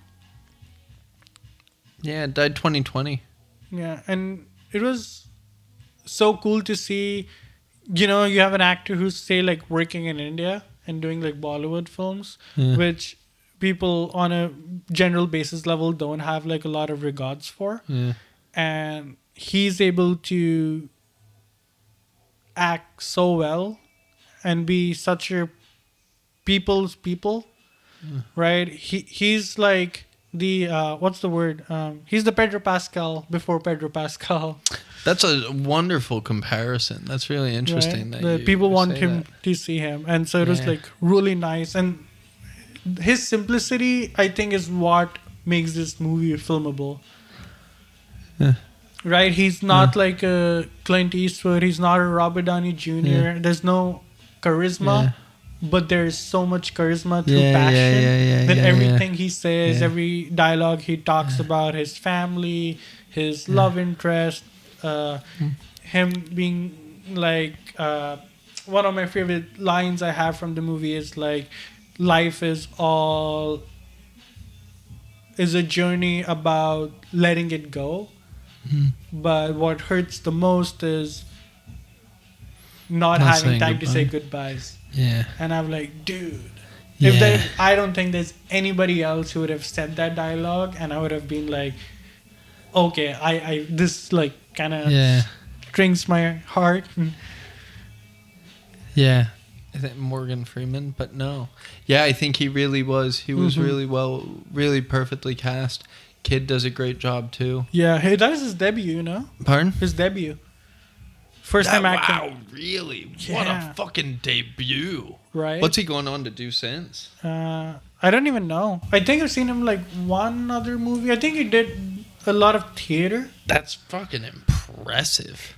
And that's a hell of a debut. Act all by yourself in a, what do you call it? A CGI boat. He hasn't done much else. He did Life of Pi. There's 4 other credits. Which is weird. You would think he'd do more, right? Because he's done such a good job. Yeah, strange. He had a 2014 movie with John Hamm. It's a baseball movie. Maybe is that the one where he I think I've seen it. It's like they come to India to pick up a baseball guy, and then he like is a bowler, and then they're like, dude, you can throw this ball so fast, you should do baseball. Yeah. And then they take him to New York or somewhere. Yeah, And that's like, exactly it. Yeah. I haven't seen it, but yeah, I love those movies, man. See, again, human aspect of like somebody getting selected for a sports team, getting to go live his dream. Everybody kind of gets onto his side and want to root for him because he's amazing. Yeah. You know, you're like, dude, I don't want you to die. Tiger, don't kill him, dude. Did you know The Blind Side, right? You've seen The Blind Side? Blind Side. Why do you feel that's got who's that Italian dude? They talking to me? De Niro? Robert De Niro? No, it's Sandra Bullock. It's about a football player, Michael Orr. He's a big black guy, and he gets adopted by the white family. Yeah, exactly. Yeah. Somebody else brought that up, The Blind Side. I don't know who I was talking to. They brought up, and I was like, yeah, I've seen that movie. Boris. Dude, I'm going to get him for a podcast. Oh, that'd be great. I don't know how. I'm excited which movie he picks. I love the guy. He'd be wonderful to have on. Good laughs with him. Yeah. Exactly. Yeah. So you rate this what? Rate this. You were saying there were a lot of things that go into it. I mean, all around, what's the highest rating you've given something so far? I think 9. This is going to be 9. Was that? What one was that? Oceans. 11. Oh, yeah. Okay, what's one that we've done? The highest we've done? You gave Oceans 11 a 9. Yeah. Whoa. It was like perfect movie. Yeah. Okay. So I think you're going to give this the highest we've rated is like Wall-E. Yeah. Yeah. You've got to give this, I think, like, you're probably, you don't do 0.5s? You're going to do, you like whole numbers? I'm going to do a 0.5 for this one. I think 8.5, is that what you're thinking? You're not 7.5, are you? No. I think for me... 9.5? It is 9.5. 9.5? 9.5. Whoa. Yeah, that's high. Yeah. I love this movie from starting to end. It's such a awesome journey. And all thanks to the director. He's the same director who made... what's that movie with Jackie Chan? Oh, Crouching Tiger, Hidden Dragon. Yeah. He did that and loved that movie. Did this movie out of nowhere, you know, and this is what I love about like movies. It's like this is a Chinese director with like a Indian cast, right? Obviously, they're all professionals working in film, so you work with people with different backgrounds. But as a director, to give the ability to actually the directions to the actors, like I want you to act this way, right? This is the shot I want to take to add fear. You know, like he's the one who decides like, oh, we'll have a shot where he just is like, you know, he goes into the water and all he sees is the whole fucking ship underwater. Yeah, right? Yeah, and then you see like, oh dude, you're like so small in like scale in the scale of things. Or him yelling while he's like hugging that boat pier and he's yelling like, sorry Amma, sorry Papa. Right? Sorry Ravi. And because one thing I liked is like, even though there's, you know, a survival story, but the goal of the movie is not to be a survival story. The goal of it is to be a much more of a spiritual one. Yeah. And he does that job so well. And there were nothing in the movie, like I had nothing for the bitch fest. Human-shaped island, bro. Well, I'll bitch about you bitching about that. Human-shaped island, man. But and the tarp. Totally fine. I don't know anything about boats. I don't know how they run. Less I know, the better. It feels like it obviously missed detail on a movie that was so precise. Yeah. but I didn't mind it at all. Fine. Yeah, for me it was quite like a reflective, and that's what I liked about the director. And I think David, who's the writer, uh, da- David something. The writer was. You can check it on IMDb. Yeah, I was there just a second ago. I pulled up. I ended up on a link for Happy Death Day to You because I might watch that tonight. That's such a weird movie, man. Yeah. Have you seen it? Yeah, I've seen the How first is it? part. Is it good? I've never heard of it.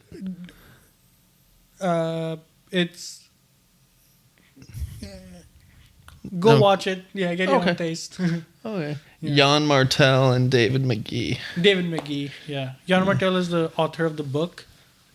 Yeah. And then David McGee is the writer for the movie. Yeah, and they turn such a complex storyline into like such a beautiful message without being like preachy about anything and just being like, no, you will just experience this and you'll feel what you'll feel. And then combined with Irfan Khan's acting skills of like, oh man, it's the simple dialogues in a movie that make it from like a good movie to like a great movie is when he's like, I don't know, because he tells him both parts of the story and asks like, which one do you prefer? And then he says something, and then the author is like, oh, he explains it to him that, oh, no matter which story you believe in, the sailors being there and the cook and my mom, or just these wild animals, in both stories, I lost my family. I was the one who was suffering. And I had to find a way to stay hopeful. And then the author who's sitting with them is like, that's a lot to take in. I don't know what all of this means. And then Irfan Khan says, dude, it happened.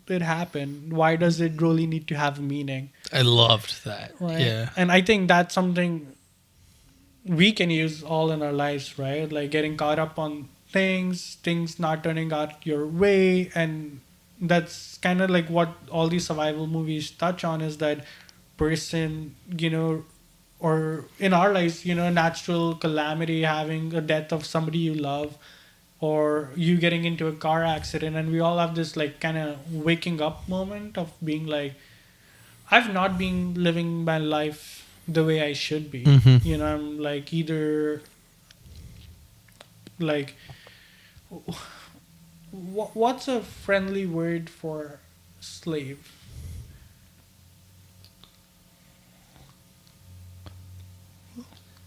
I've got there's two or three on the tip of my head, but I'm having trouble drawing for one right now.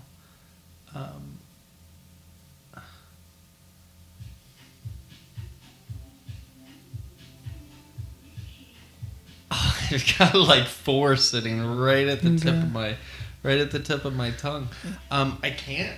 Now I'm totally I've totally got a blockade. I'm just gonna look for a synonym for slave. Not master. I'm really struggling for.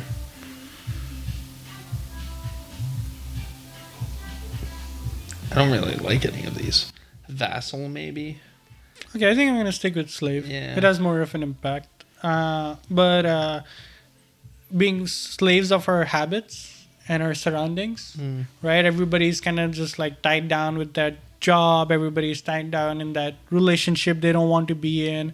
They're tied up into this thing, and then something comes along the way and then kind of gives you a smack in the head, and you're like, dude, what have I been doing? I gotta like go live life, and that's kind of what this movies also like kind of brings out in us, or like at least for me, when I saw that, I was like so moved again that, yeah, dude, you gotta like appreciate small things. And something you'd mentioned about like nature being like the one true God, basically, because you're so small in comparison to the mountains, the oceans, the air. And that is why the whole idea, and I love Canada for that. You get to go escape into like, little ravine by a lake and just like chill out there for a All of it. weekend. Yeah. Right? Look at mountains, get some fresh air, get away from your technology and your phone. And I think that's what's important. It's like being a good person, just trying to do your best and not getting hung up on things and not trying to find meaning behind everything that is happening. Oh, somebody broke your trust because of this or that, or there was something wrong with me that they did that.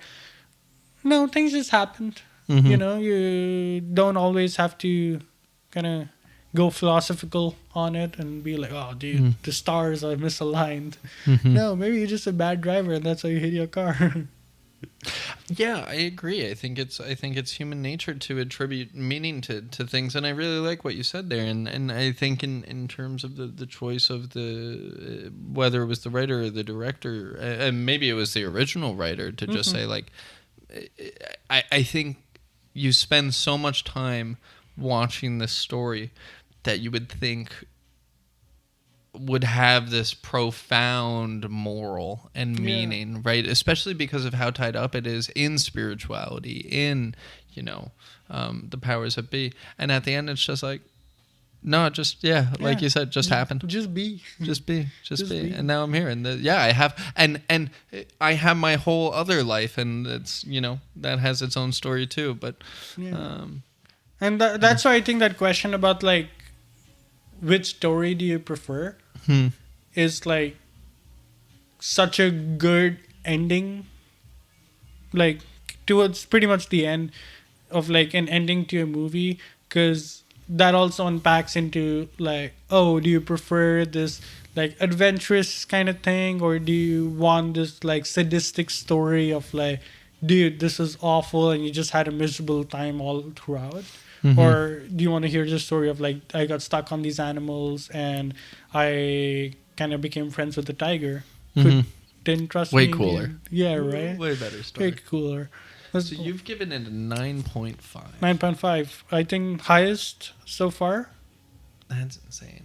I realize with my ratings, I don't think anything can get a 10. I don't think it's possible. My scale is much more like 3 to 8. I think it's probably 3 to 9, but 9 is like I've got a couple 9s in my back pocket. Yeah. But I do want to give it an 8, and I don't, but I think I'm gonna give it an 8 because I think it does deserve one. I think especially after having this conversation, when you told me we were gonna watch this, my initial thought was, I don't want to watch Life of Pi again. I had seen it a couple times. I hadn't seen it for 3, 4, 5 years, and I don't know. I was like, I don't want to sit down for 2 hours and watch this. It was just so not on the forefront of my mind. But then I watched it again, and I was like, this was a great movie. Yeah. And for all the reasons we touched on, I agree. I think it is deserving of my higher tier score of a 9. Yeah. Of an 8.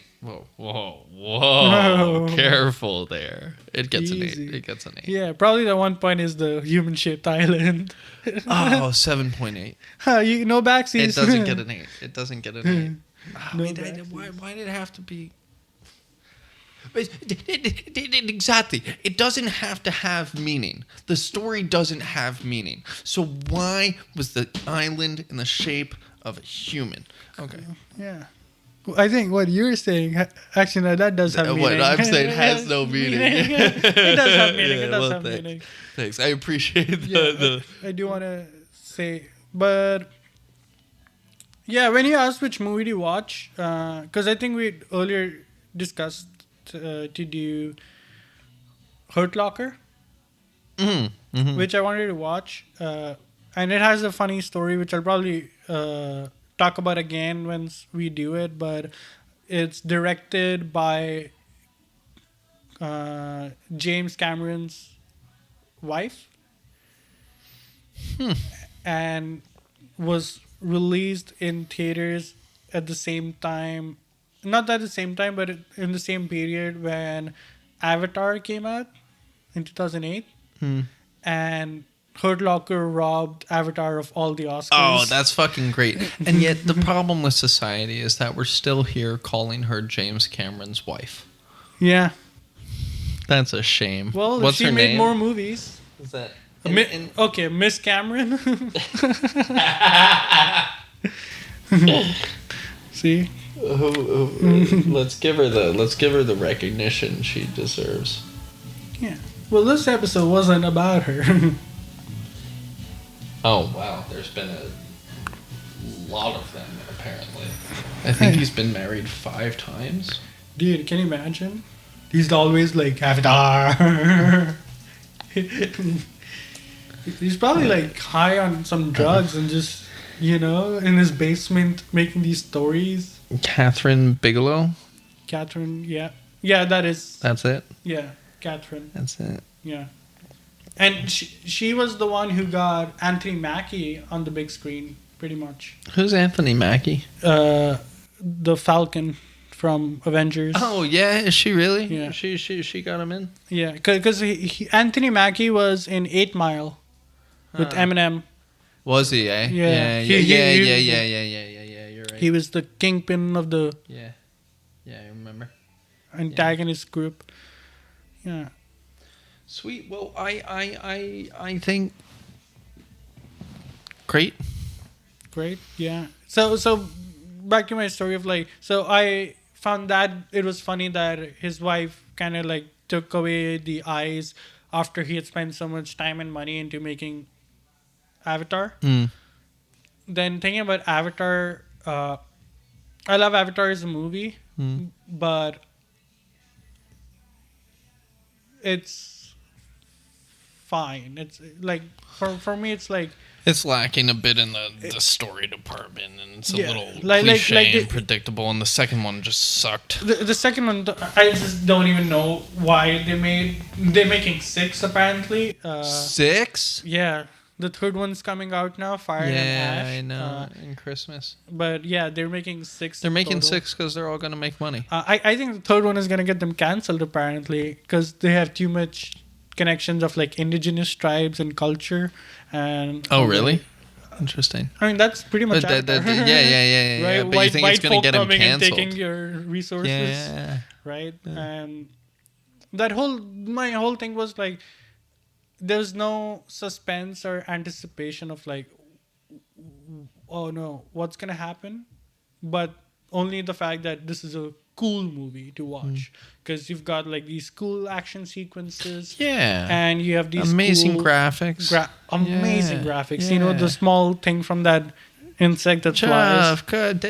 As just one of the hundreds, I mean, moments. Come on, it was great. But then I was like, what's a good movie that has awesome visual effects but also really strong, compelling story that just kind of grabs you? Edge of Tomorrow? It doesn't have those same visual effects. No. Well, they've got pretty fucking intense aliens. Yeah. And battle. But you don't have No, cool, you don't. When you go through Pandora in the first 2012? exposition. 2012. But that's disaster. I'm talking in the sense otherworldly. What about Interstellar? Interstellar, yep. Yeah. Interstellar is a great one. Gravity. I just watched that again. Yeah. It's not the same. Yeah, that's George Clooney and Anne Hathaway. Sandra Bullock. Sandra Bullock. Yeah. Yeah, but brunette. Yeah, Sandra Bullock is great. I don't think I've seen Gravity. I think it's a very slow movie, and it came. I think it was. You should watch Gravity. I watched it 2 weeks ago. You should watch that movie. Interstellar came out, and then The Martian came out with or whichever with Matt Damon. Yeah, and then this thing came out. Gravity. Gravity, very close. I think one or the other, but yeah, so Interstellar. I don't want to watch more space movies. Yeah. I got Star Wars. I'm happy. I'm excited. I always want to watch more space movies. That. Have you ever seen Oxygen? Or it's called O2, and it's a French woman. I think it's in French, or it might be in German. She wakes up in a cryogenic containment unit, and because of an error, and she's running out of oxygen, and that's the whole movie. And you're just there watching. You just have her.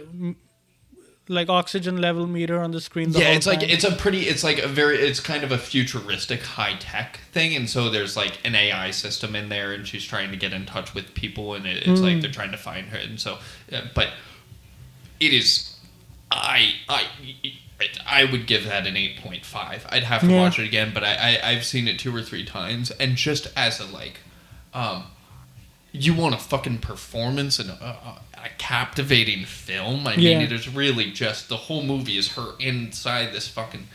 I love that movie. Yeah, let's do it next week. Or sure, I'm down to. It's your turn anyways. Let's do Oxygen. Yeah. I'm totally down to watch it again. Yeah, cool. Okay, that'll be a fun one. Yeah. Good. Well, next week on. Next week we're gonna have a better movie. In between the scenes. There's a fucking is it Trevor Noah? No, it's what's next? There's a I think it's Trevor Noah has a segment or something called Between the Scenes. Between the Scenes? Yeah. Nice. Yeah. We'll carry on right on the back. Let's go. And that's a wrap. Well, Life of Pi, pretty much an example of why we need movies, Feel special sometimes, or just enjoy a thrill of adventure. Yeah. And thank you for watching this adventure, listening and just tuning in. Hit the subscribes and the respectful buttons and likes and shares. Do the thing. Show your friends and family. Really helps us kind of learn from the experience and know what to do next. So until next time. Sayonara. Oh, should we do a wave because it's a movie at the ocean? Nice. Better. Yeah. Light me up a fucking wall.